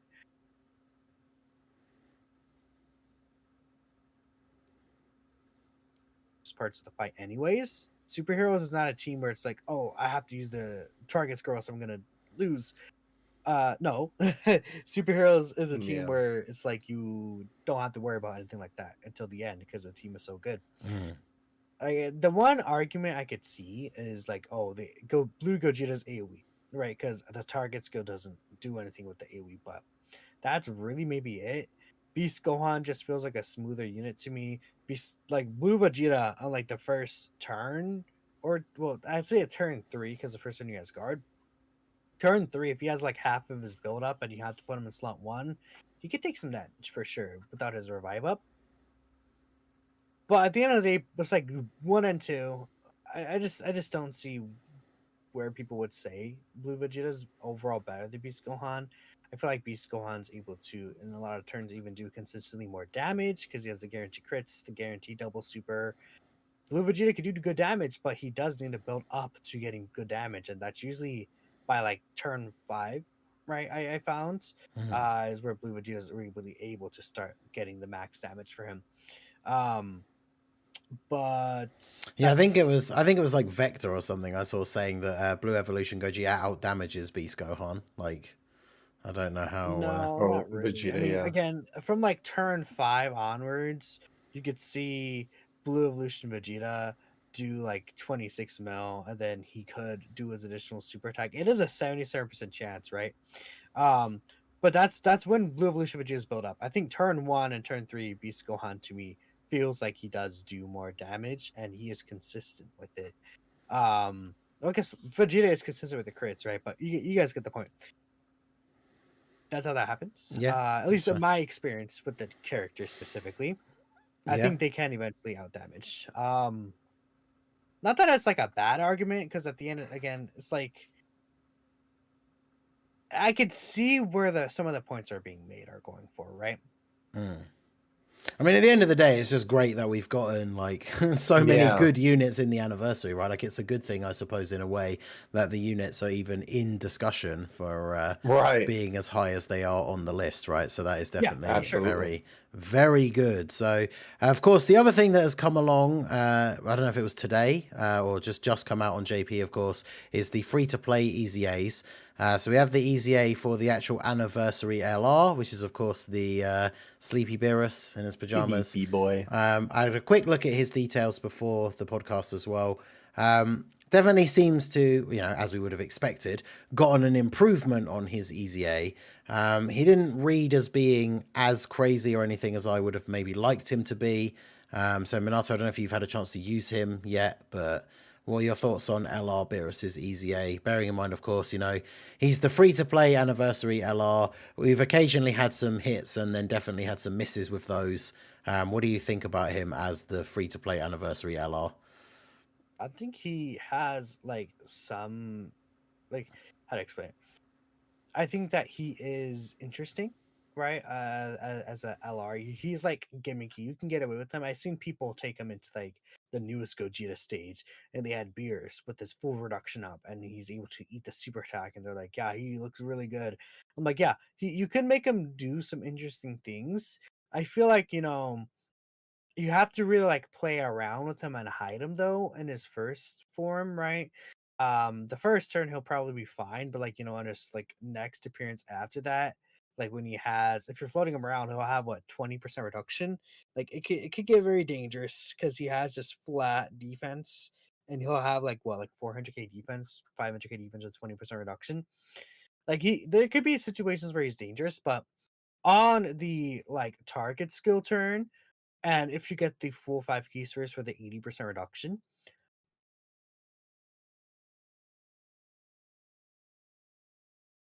to that, you can still look solid, right? You can still look okay.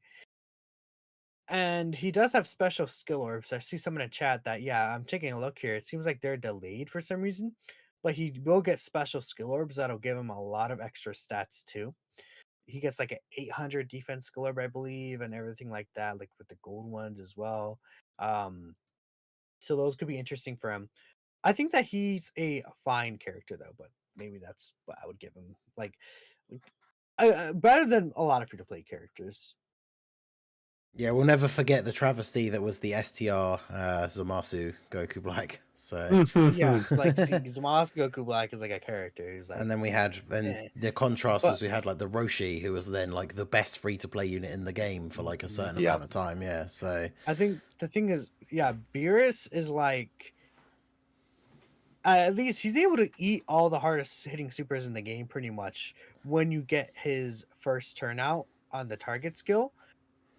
But I think that's something we do have to put into consideration. But I haven't actually used them myself, so I want to wait until I get full judgment on that. yeah, fair enough. Theo, any other thoughts on the Sleepy Boy? Nothing crazy. I mean, basically the same. It's like it seems like he's usable, but he's not like, unfortunately, anything too crazy. Which is a bit of a shame because obviously, I know we have been like looking for a new Beerus unit for a little bit now, so it kind of stinks a little bit that he's not, like super cracked. But I mean, he's all right. He'll definitely be good for any content where you have to use free to play units for sure, right? I think that's always something to think about is even if a character isn't necessarily like, the greatest thing that we've ever seen. Obviously, it's always nice to have more options for those free to play stages. So that aspect of him is cool, I suppose. But plus, it's nice that they did give him a different name so you can use him with the other like Beerus units. And if we get a new, we say we finally get that, LR Hakai Beerus or something, that means these guys will, he'll still be usable, which is quite interesting. Right. But yeah, of course, the other free to play EZA was the Freezer. I think he was the only one I didn't get a chance to check his details. I've heard no one talk about this guy. I have no idea what he does. I was going to ask you to start us off with Freezer, but then, okay, Minato, it's up to you to school us. Unless you... Well, there you go. Not surprising. I think he wasn't very good. I mean, we can't judge these free-to-play units that come out during the anniversary until they get their EZAs really anyway. But he didn't look particularly crazy. Doesn't he? Has a scouter, doesn't he? But it's only against like specific enemies or something. I mean, the enemy is pure Saints and Moon Heroes. That's very easy to get off. Yeah. It's just that he has no defensive tech, so he sucks. Right? It's Yeah. like, he has a scouter, but then he has like 400k, 500k. Yeah. And then he dies to normals. He's also Super Boss's support, which is nice, but I agree with Minato. It's like, 30% unfortunately, it's not a lot. I mean, it's something, but yeah, he, for like justifying you using him, obviously he would have to have some way to defend himself. And that boy ain't defending himself. Well, there you go. So, I mean, I guess out of all the bangers that they've been dropping during the anniversary with all these units and EZAs, I suppose we can let them have one. I mean, they can have one fumble, and it's a free to play unit, so I guess we don't really care too much. Yeah, if you look at like all the units that came out, it's like again, Gogeta, Broly were really good. Beerus, I think Beerus is fine. He's at least he's not bad. The free to play base Gogeta though, he's also bad, honestly. But like everyone else is at least like either busted or like quite good. So. Yeah, exactly. It's definitely been very good across the board for the anniversary in terms of the content. So speaking of content, I suppose it's not quite content. We're going to talk about the new stages here very soon. Oh, but yeah. A big change. To talk about these, a big change that has happened with the anniversary, something that we've seen throughout the years, is the 77 unit summon. Where you collect up your tickets, you get to summon on a banner that gives you 77 units. It's been a banner that had a bunch of like random featured units, the unfeatured pool, a bunch of different LRs, and then in previous iterations, I think it's like the last 3 units were an LR. Whereas now with this anniversary, for the first time, you've been able to use these tickets on any of the 4 main banners, right? Any of the 4 main and then banners. is the last do you get a guaranteed feature? Tell us how it works, Theo, because obviously I'm assuming you're not getting 3 guaranteed LRs like you used to. No. But Dude, could you imagine that the last 3 units beast but that'd be insane. No, so the way that this works is that yes, once you collect all of the tickets from all of the missions, you can pick any of the 4 anniversary banners. There's no difference from the regular anniversary banner in terms of the units on there. It's just the banner, right? Which is really cool.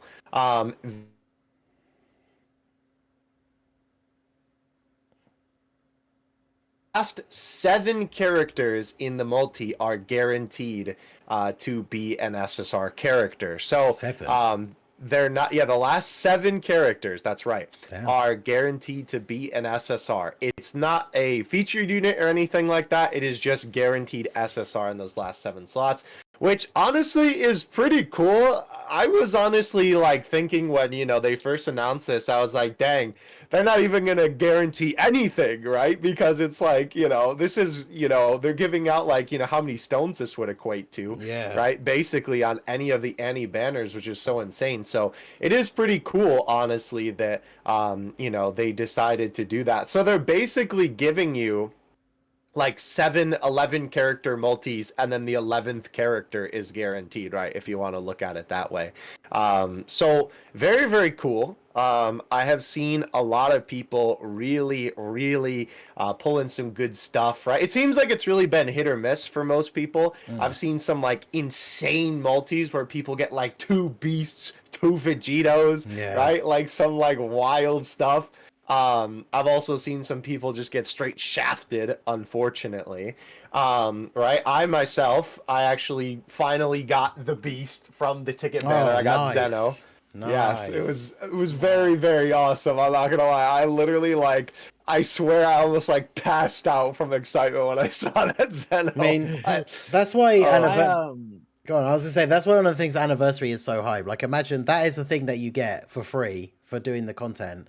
And yeah, I've seen a bunch of screenshots. Like, there are people out there that will get Beast or Broly or whoever it is you want to go for with those free tickets. And yeah, that is super awesome. Yeah. So it's insane. I ended up getting Gogeta. I got Gogeta dupe. So nice. So you did yours on Gogeta's banner. Okay. Yeah, so fun enough, I think that's the banner, probably the worst banner someone has ever featured, right? But I had my Gohan Beast and Gamma 79%, and I already had Broly with 1 dupe. My Gogeta didn't have any dupes, so I'm like, okay, I'm gonna go in there and see if I can get Gogeta. Then at first it was like a nothing animation. Then I got the Broly rewind where he has the barrier, and it looks so cool. I haven't seen that. That's crazy. Yeah.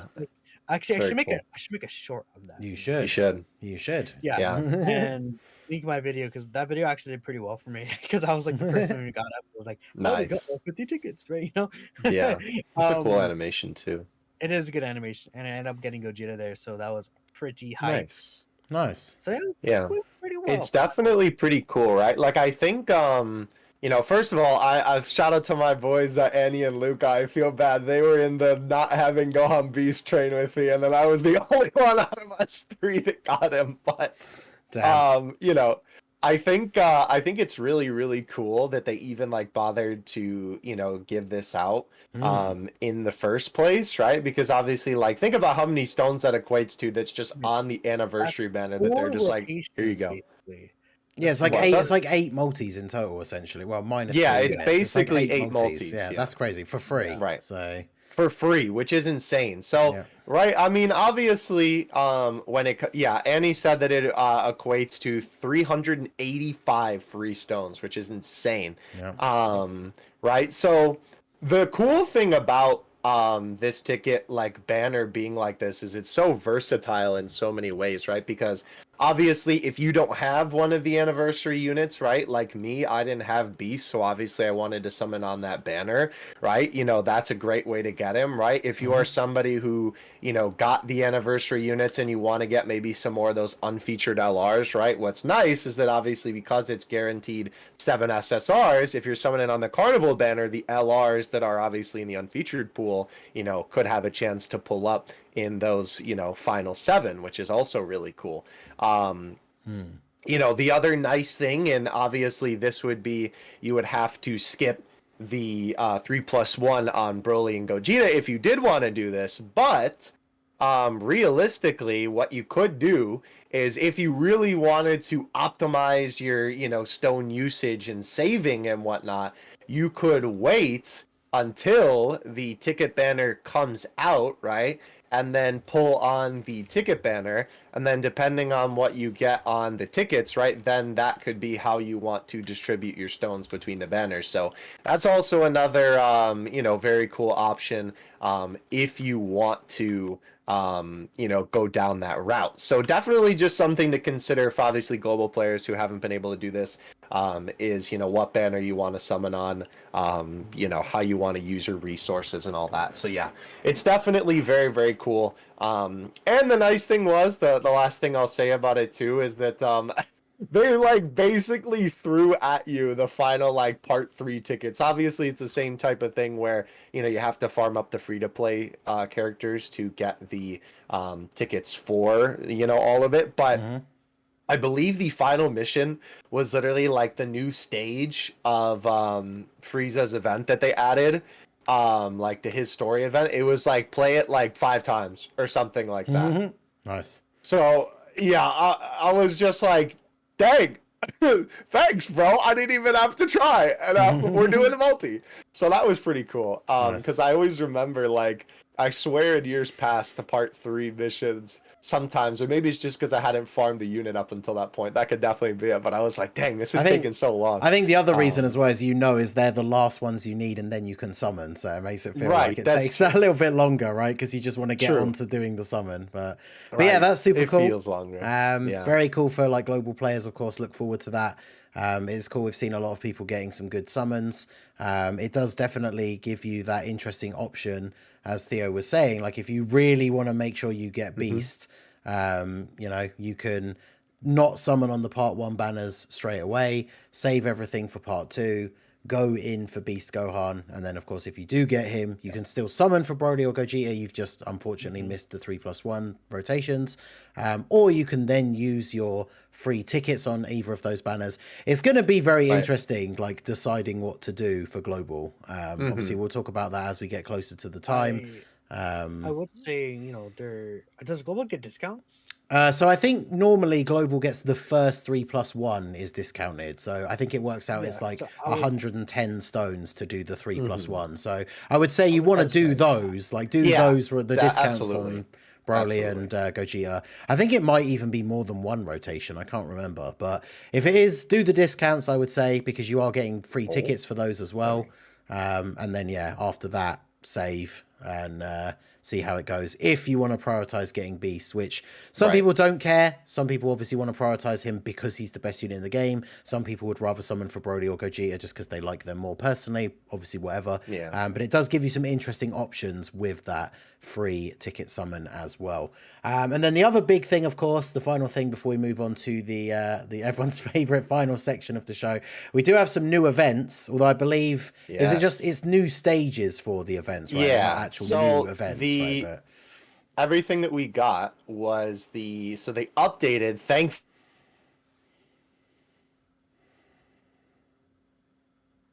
anniversary battle, which is now the 9th anniversary battle. Woo, so cool. Oh, so they did actually update the event itself, because I know we weren't sure if they were. Yeah, that makes the most sense. Yes. So yeah, definitely. It would have been really stupid. It's so weird to have it as a separate thing that just had like 1 stage. Yeah, that'd be super weird. Right. Yeah. It would have been really dumb, right? So they updated that. So now you can face Broly and Beast in that, which is really cool. And obviously that is the event where you get the equipment for them, which is pretty cool. Are they still obviously, like, I'm assuming they're as good as the ones for like the year 8 and stuff ones were. That one, I actually don't know how good the equipment is. Funny enough, I beat the event and I don't think I've actually equipped the equipment. Yeah, they're pretty much as good as they are.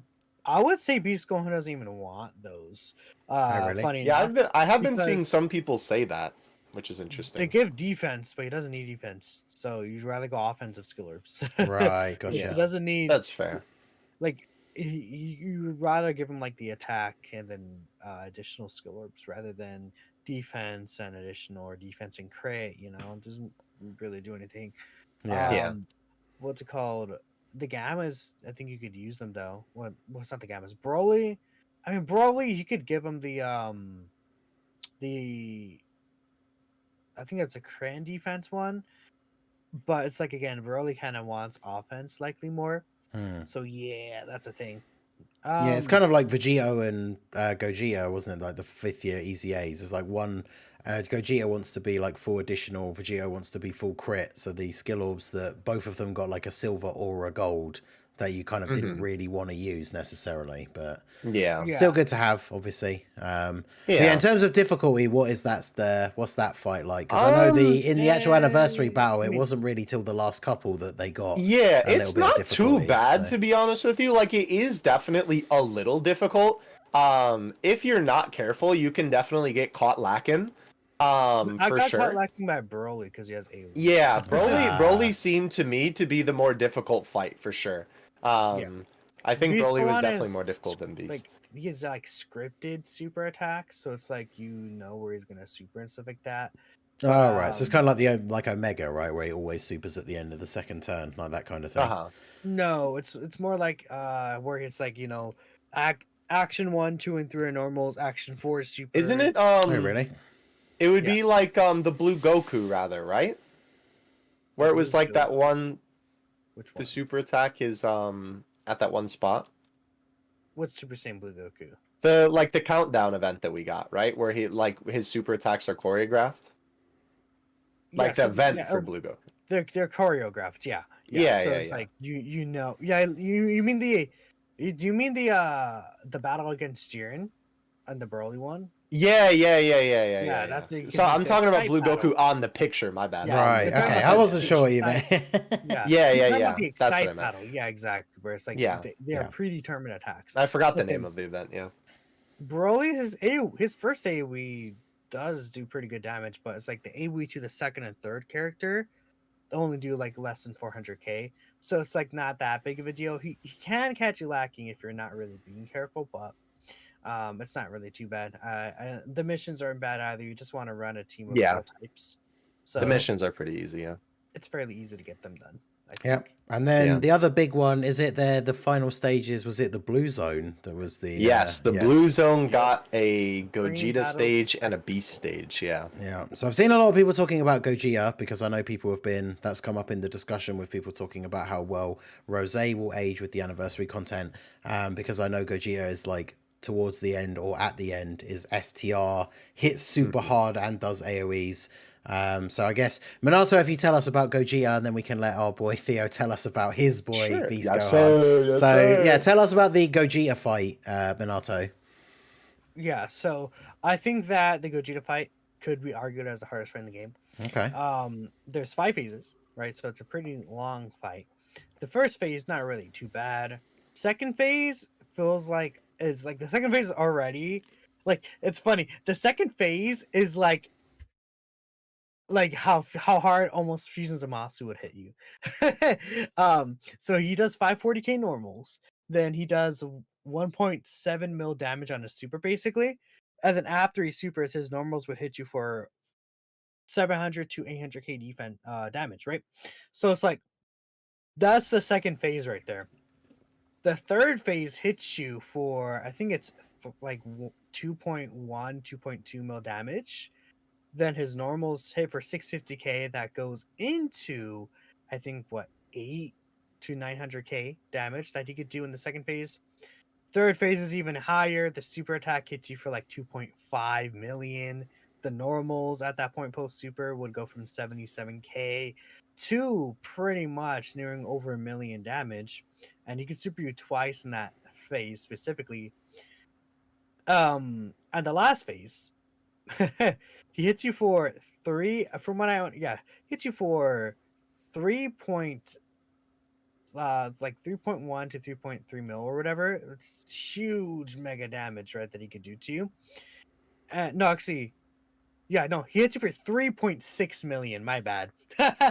Jeez. At the ends, and then he has AoEs, which that's again crazy. The reason why he hits that hard is because he mastered the raise his attack for the turn. So his attack stat is 900k. Then post super attack, that becomes 1.8 million. So he hits you for 1.8 million normals. That's wild. Then his AoE damage goes from 675k to 1.3 million damage. His AoEs. Jeez. You could do 2 a turn. They I feel like the chances for him to AoE are not guaranteed though. You don't always see him AoE. You don't always see him do 2 AoEs. Yeah. His super attack chance is only 16%, so he's not always going to super before the AoEs. But 3.6 million damage on a super attack is disgusting. Yeah. Now, the one caveat is you could lower his attack when he's Gogeta. So, like the last 3 phases I talked about, you can lower attack. Okay. You would assume that would make it easier. But the thing is that you go into the last phase of Gogeta, and then he, in slot 1, he hits, like, what if he hits you slot 1 for 3.6 mil before you can even attack, and then he seals your first slot unit? Then he hits you all your other units with AoEs. Like it's like this guy's not like a GT boss's victim, like people would say. Yeah, he just cooks. Yeah. And it's all 3 phases that could be attack lord, so they're all reset. So it's like he hits so hard that it doesn't matter that you could lower his attack because you're right in there instantly. And it's like you can lower his attack by 20%, and whoop-de-doo, he loses like 80k attack off the 3.6 mil super. Good job. Like, who cares? Yeah. That's crazy. And someone in chat said per attack there's a 10% chance of an AoE apparently per attack. So like he can attack how many times in a turn? I can't see it. Okay, so he attacks 12 times in a turn, and then I guess each of those attacks have a 10% chance to be an AoE. So it's crazy, and he can do 2 a turn. That's wild. Wild. That's Yeah, he's very strong. Some power creep right there. I think crazy. One like he might be harder than Trunks. I don't know. He might be the hardest fight in the game. Yeah. I've seen a lot of people downplaying him because you can lower his attack, but no. I don't know. Maybe Trunks is harder, but this guy is like a top 3 fight in the game. Okay. Yeah, absolutely. I think one way that I've been seeing a lot of people kind of like, I guess you would say cheese the fight, is that like a good way to go about it. Now, obviously, this won't be possible for,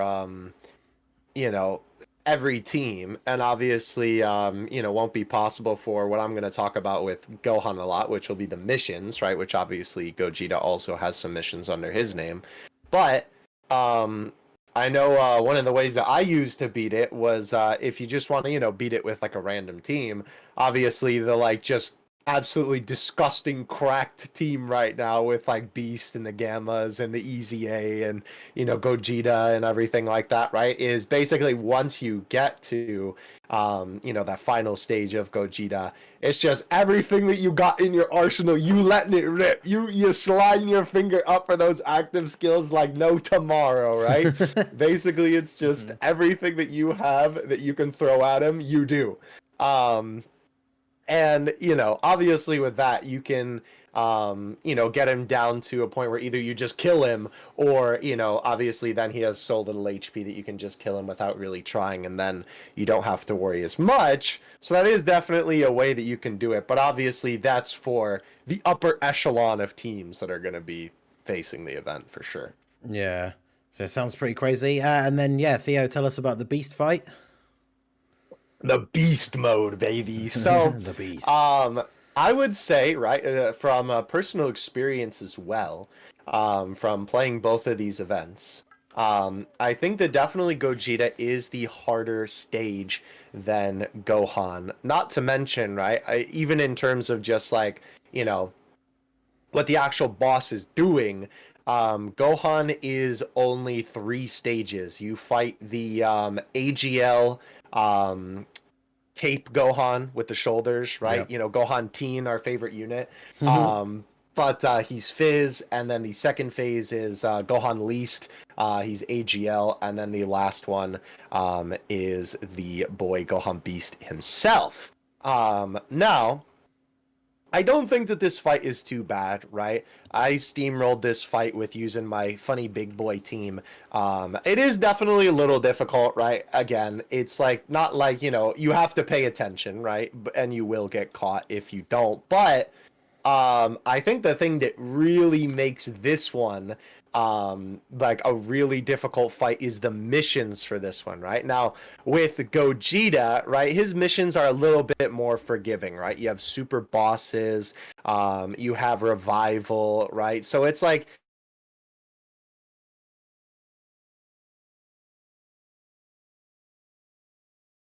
he has one that's every type of extreme character, which like isn't terrible because obviously again you could just use super bosses. Hybrid Saiyans, which you know you can run and Gohan Beast on that, so that one you know isn't the worst. But the one that people have been talking about a lot from everything that I've seen of people discussing this event is the artificial life forms mission on this guy. Yeah. This dude, this mission. So I've been trying this mission myself today actually. I definitely need to change up my team a little bit. I think I was trying to I saw a team on Twitter and I was like, you know what, let's see if that'll work. And so I was trying that out, but dude, the team just sucks. Like the problem is that the gammas, right? Obviously they're fine, right? The TUR gammas and the LR gammas, right? Like they're all right. You don't really have to worry about them. But when it comes to the rest of the units on the team, they're just getting obliterated. Like I was trying them out for.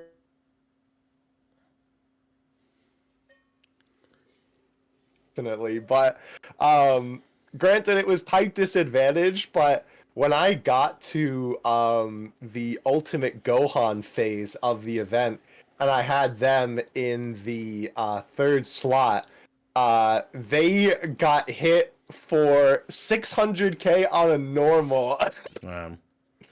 So yeah, I would not recommend using them. Unfortunately, right? And I think that this mission will definitely be a difficult one. I could see this kind of being like in a similar vein to the special pose mission that was there for Cell Max. Where this is going to be a very difficult mission. I don't think it's you know, like impossible, but it's definitely going to be very hard. I think that you will definitely, you know, this mission will become easier with time as they release more artificial life forms characters. If we please, I'm begging you, get that Dokkan Fest Super Baby 2 at some point this year, you know, that we've been talking about. I feel like that will definitely help, you know, with this mission a lot. So, it is definitely doable, but I think it is definitely the hardest out of all of the missions that, you know, we're going to have to deal with. So I think that mission right there is really what makes, you know, this event pretty difficult. It's kind of interesting, I will say, too, that it seems like Gogeta is the harder fight, but they gave Beast the harder mission. So I think that that is, like, kind of a cool like way to kind of have both events be difficult in that sort of way. Obviously, I guess, you know, to be fair, you're going to be playing Gogeta's more than obviously just doing the one run for the well, it certainly won't be one run for the Artificial Life Form System. You're going to try a lot of times, but you know, one complete run, I should say. So, you know, in that regard, I find that dynamic between the two bosses pretty cool. The other thing, by the way, Annie did mention as well, in terms of the events, because obviously that's basically everything for Gogeta and Beast, you know, because we are actually getting another new event and some new missions in the coming days. We are, I don't know, Ningen, if you saw this, because I know you've been busy with it's what all the the stuff on Global. Second stage for Cell Max, and then movie bosses. Red Zone Boss Rush or something. Yeah, so obviously we'll be able to talk about those a lot more next week when they're actually out in game. Do we even know what the Cell Max stage is or anything? Because movie bosses, obviously, if it's Boss Rush, it's going to be all the stages back to back, which will be interesting because like the first selection of them are really easy, but it's like imagine getting all the way to Broly and then you get like turn one of the STR phase, he just AoE supers and kills you. Yeah, dead. Yeah, that's gonna be pretty ridiculous, honestly. I'm very much so looking forward to that stage because we did see like the stage map for that stage already. They already put it in the game, so it's not like we're gonna get a new data download or anything. But yeah, it is literally just like back to back to back to back fights, just like how it is for Boss Rush. So nice. I'm really looking forward to that. I've been singing my praises about that event on Twitter. I think it's a fantastic idea, right? Like it's something so simple that it's like, you know, we kind of already have like a rush like event, right? Because obviously we have, like a literal boss rush already. But right, all things considered, I think that that's a really cool way to take an event that's already in the game and do something else with it by just having the fights be in succession. Having after having them been in the game for so long already. So definitely looking forward to that. Yeah, we'll talk about that obviously next week when those come out. But man, all I'll say about that is I don't think that it will happen. But man, I'm praying for a new Cell Max. I um, They might um, make Stomax super mega difficult because of the fact that there's the boost units. So it's like, yeah, oh yeah, we have Beast Gohan and the Gammas that are boosted. So we're yeah. gonna make Stomax hit for like 5 mil damage turn one. Yeah, that would be crazy. I definitely would be. I'll be very curious to see Um if the boy kind of takes his top spot I do as also want to point some the stuff out about baddest Beast's boss fight. again. Yeah. Yeah. So about the Beast Gohan fight, one thing that I saw you didn't mention is, well, there's two things about it. Well, actually three, actually. Well, four technically, but okay. So I want to really talk about the Beast fight because I think this is also one of the hardest fights in the game, and people are talking about the Gogeta fight a lot, but this Beast fight is very, how to explain it? Very toxic, right? And that's why like the missions like artificial life forms and things like that are so difficult. Because like the team isn't really necessarily good enough, but this guy he has type coverage, so it's AGL into physical. So it's like, okay, I want to bring this STR units, right? Then Ultimate Gohan here comes in with his super attack, 1.7 mil. He nullifies Ki Blast supers, so any Ki Blast supers you do won't do any damage to him. Yeah, because Then he hits, it's literally like what the Gohan least has, right? He just does yeah. that animation where he slaps away the key So blast. that could be annoying with like again, like Super Baby 2 is one of the better damage dealers for artificial life forms, right? Yeah. But he's Ki Blast supers, and his giant form is Ki Blast supers, so you don't do any Yep. damage from there, right? And he hits relatively hard, right? But then you get to the final beast Gohan, he has a lock, guaranteed lock. Yeah, that is So pretty God. annoying. he Ugh. locks your character slot one. He has a 30% chance to super attack, and then he hits you on that super attack for about what 2.8 mil damage, That's Yeah, and it's a crazy. he lot. stuns you. Yeah, he does. Yeah, what was so funny you mentioned the lock. What talking about? Unfortunately, again, more slander for Super 17. When I was trying to run where I was running him, and I got to Gohan Beast, that boy got locked in the first slot with like 4 attacks on each side or something, or like 4 attacks total or whatever. I was like, bro, come on, man. Yeah, he's So just he could be very nasty, and then post super attack, his normals would go from 700k to what is that 1.1 mil normals, right? Which hit very very hard, right? 1.1 mil normals is crazy still. Mm. yeah, And Yeah. again, he also, if your units don't do more, like he has the like kind of similar to Fusion's Zamasu. I don't know if it's the exact same, but if your units do less than 1 million damage to him, he reduces that damage to 0. So like yeah, again, if you have, I was running Orange Piccolo in this event yep, with that the happened giant to me form, too. Yeah, and then he was doing critical hits for 0 damage because he didn't meet the damage requirement. I think for Crazy. Fusions of Masu, isn't it 500k or something like that, right? I don't even I think remember at the top of so. my head. I can't remember. Take a look here. It is. It doesn't even say the exact number right here in the Dokkan info, but Gohan is any damage less than 1 million, you do 0 damage, right? Mhm. And he could just be very toxic for it. yeah. He could be very annoying. I could like over time, I could even see Beast One becoming like he's easily like a top 5 difficulty fight in the game. I would say just because of that toxic lock mechanic plus the stun. It just Yeah, locking is like he my least favorite thing in the Yeah. entire game. I And- hate it so much. with a 30% super attack chance, he like almost always will super you in slot one. Like I found that very common to happen. Just as Mm.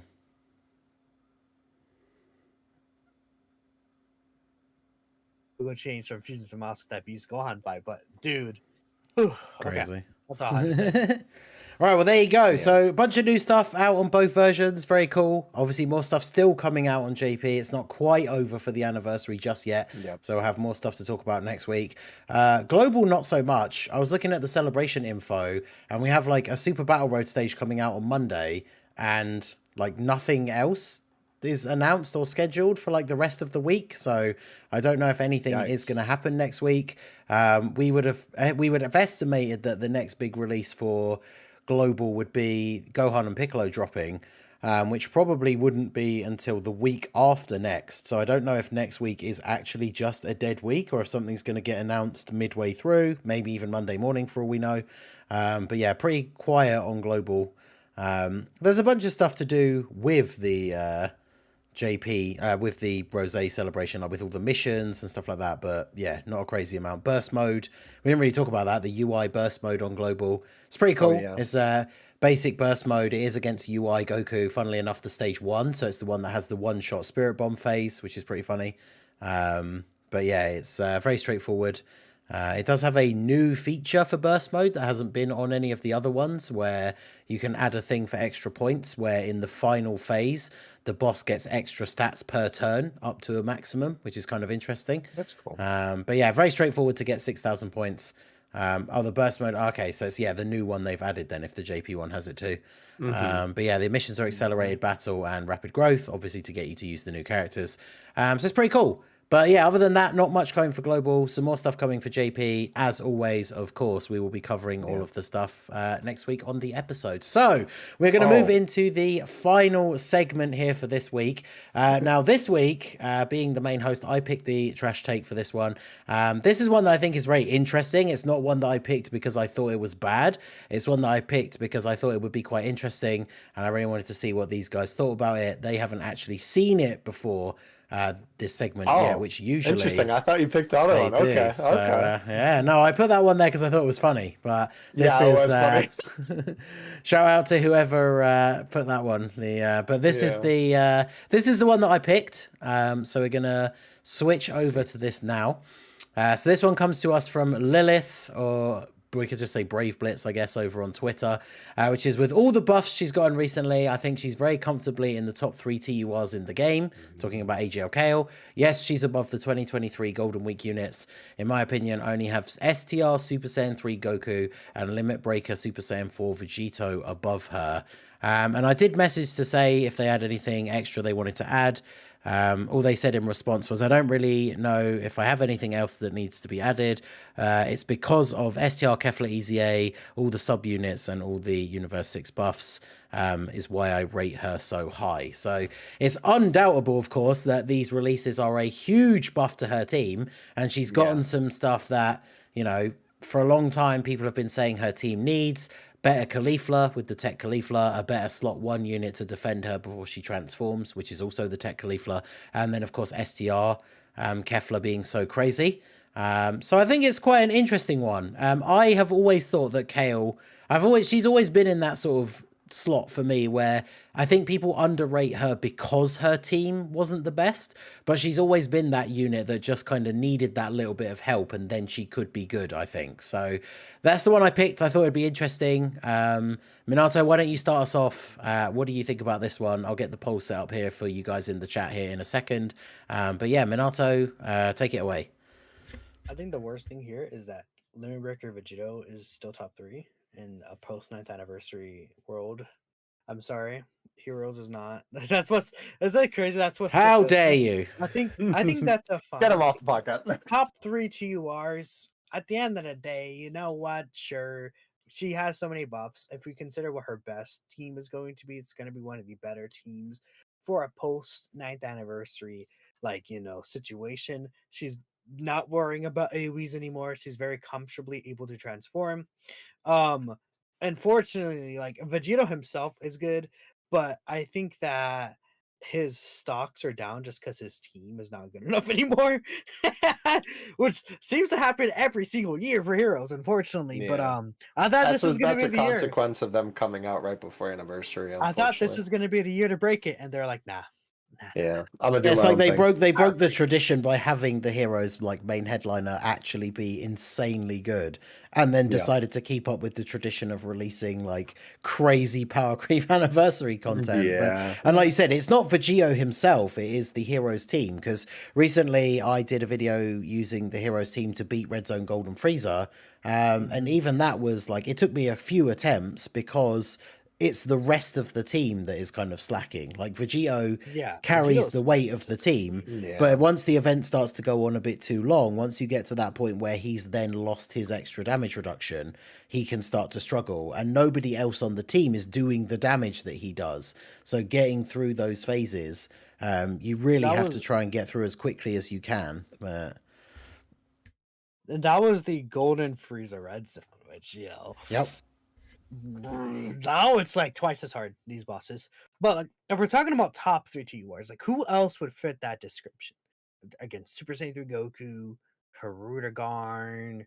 I want to put Vegeta there. God Goku. Like I would say she might be better than right now than the 23rd World Tournament and Mod Junior. I feel like they kind of fell off this post like 9th anniversary road because Ma Junior he was so good, but he was always raw defense, right? And it's like at max he capped out what like at 2 mil on like a very juiced setup. And now even 2 mil is not enough to eat supers anymore, right? Just raw defense. 23rd World Tournament Goku, like he always had the issues with like if you don't get the revive off, even like his god mode characters are just doing instantly. And it's like I would feel Kale on her team is going to be a more consistent unit than 23rd World Tournament Goku could be, right? And then like, is there anyone else I'm missing that I would say like would be top 3 People in the level? chat, well, maybe not top 3. I've seen people saying that the Gammas, because of the superhero team and the new You know LR what? Gammas, Yeah, but I saw someone say Gamma Gamma 1. 1 stocks are definitely up, but I saw somebody Yeah. trying to say that like Gamma 2 is unironically a top 5 TUR now or something, which I I don't think know is about Gamma 2. a bit much, right? We do want to keep in mind that the Gammas they get their special equipment, which gives them a lot of extra stats. Again, 800 defense and everything like that. They get extra stats up there. I would say she's like top 5, maybe top 3 is cutting it a bit close. But I think for sure she could be top 5. Again, 9th anniversary turned the game on its head. I feel like not as high as 7th anniversary, but a lot of these TURs have a limelight now, and a lot of these previous TURs we consider top don't. Right? And a lot of it's because of Mm.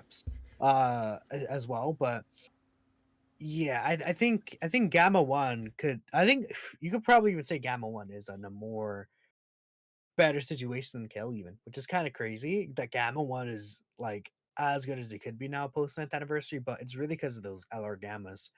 Um I would say it's not an L take, but it's not a W take, right? It's like it's a take. I wouldn't agree, but I'm not gonna be like, you're wrong. You have the worst take in the world. L. I think I wanted you to think. when you started to break it down about like who would the other contenders even be, I think I can kind of see the arguments of her being top 3, just because I would probably agree that now, especially with the post anniversary content sort of meta, she probably is definitely better than 23rd World Tournament Goku and Piccolo Jr. So it doesn't really leave a lot of options for people that will be in the slots above her, Yeah. really, which is I think interesting. at face value, you'll hear it and you'll be like, no way, right? But then you really think about it. And then it's like, look at what the other units are able to do and what Kel could do now with her setup. Kel was always, again, a good design character. She just didn't have the home. But now she has a Exactly, really yeah. good home.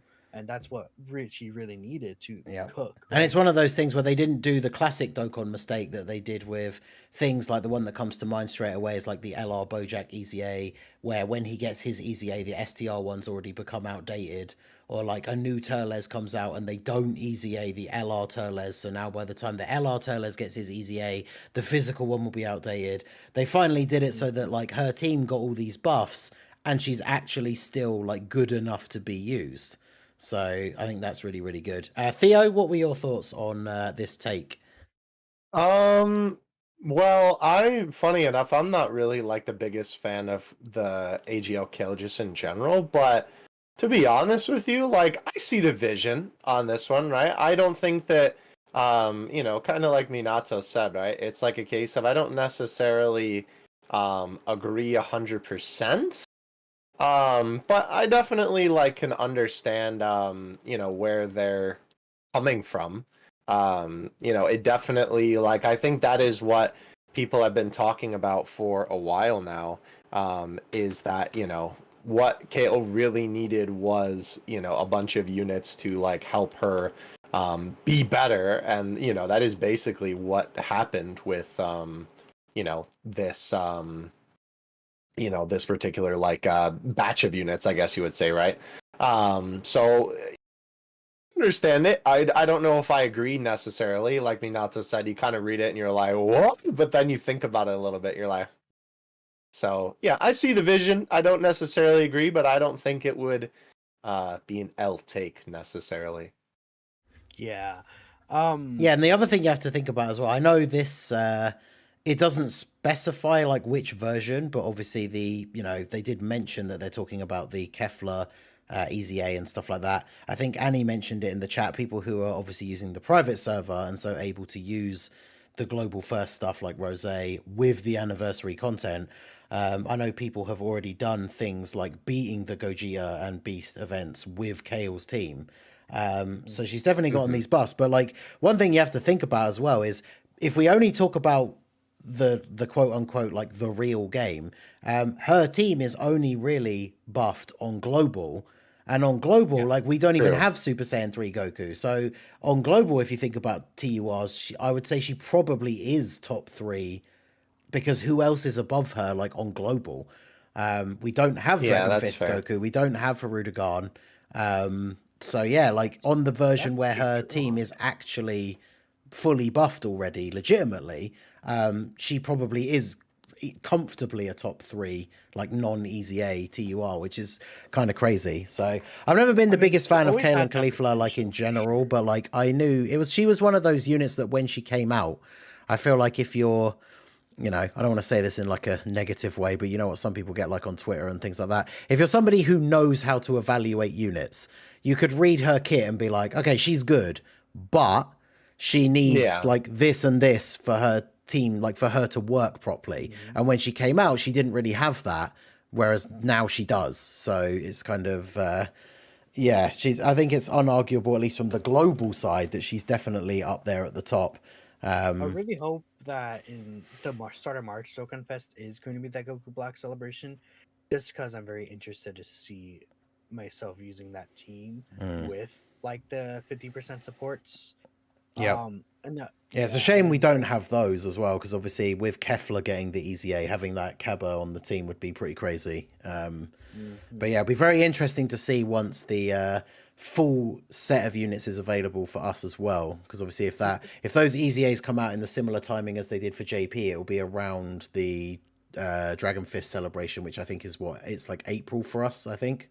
So it'll be interesting to see how that works for global. So yeah, there you go. An interesting one here for this week from Brave Blitz. I thought it'd be an interesting one to talk about after obviously we talked about Kefla and all the sub EZAs on this episode and just how buffed that team is. I think it's very interesting to see how the meta and how people's opinions on like the upper tiers of units has shifted. So I thought that one would be quite interesting. But yeah, shout out to all you guys in the chat who did vote on the poll. We'll close the poll here at the majority W take. So we have 76% W, 23% L.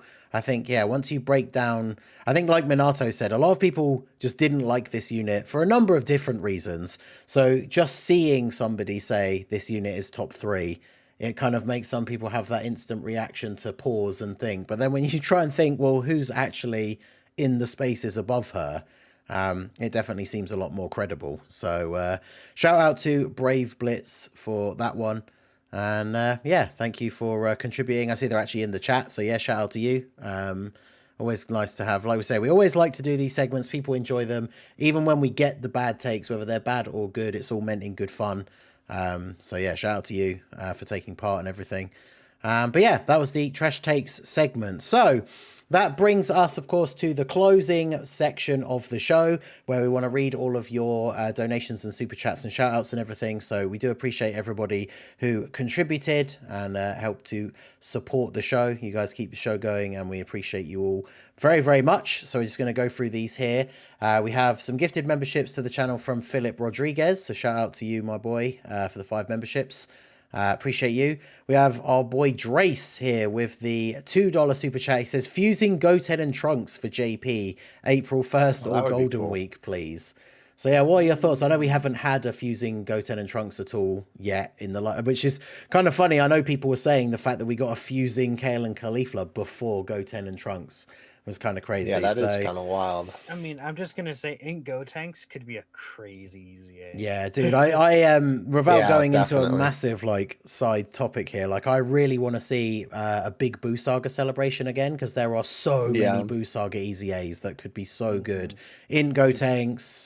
The obviously Check STR exchange Buu for the artificial life forms. and then of course the Dokkan assets. The Super Saiyan 2s. Absolutely, that would be a huge help. Yep, the Super Saiyan 2's dual Dokkan Fest, the Goku and Vegeta that transform into Super Saiyan 3 and Majin Vegeta. Really want to see them get easy A's.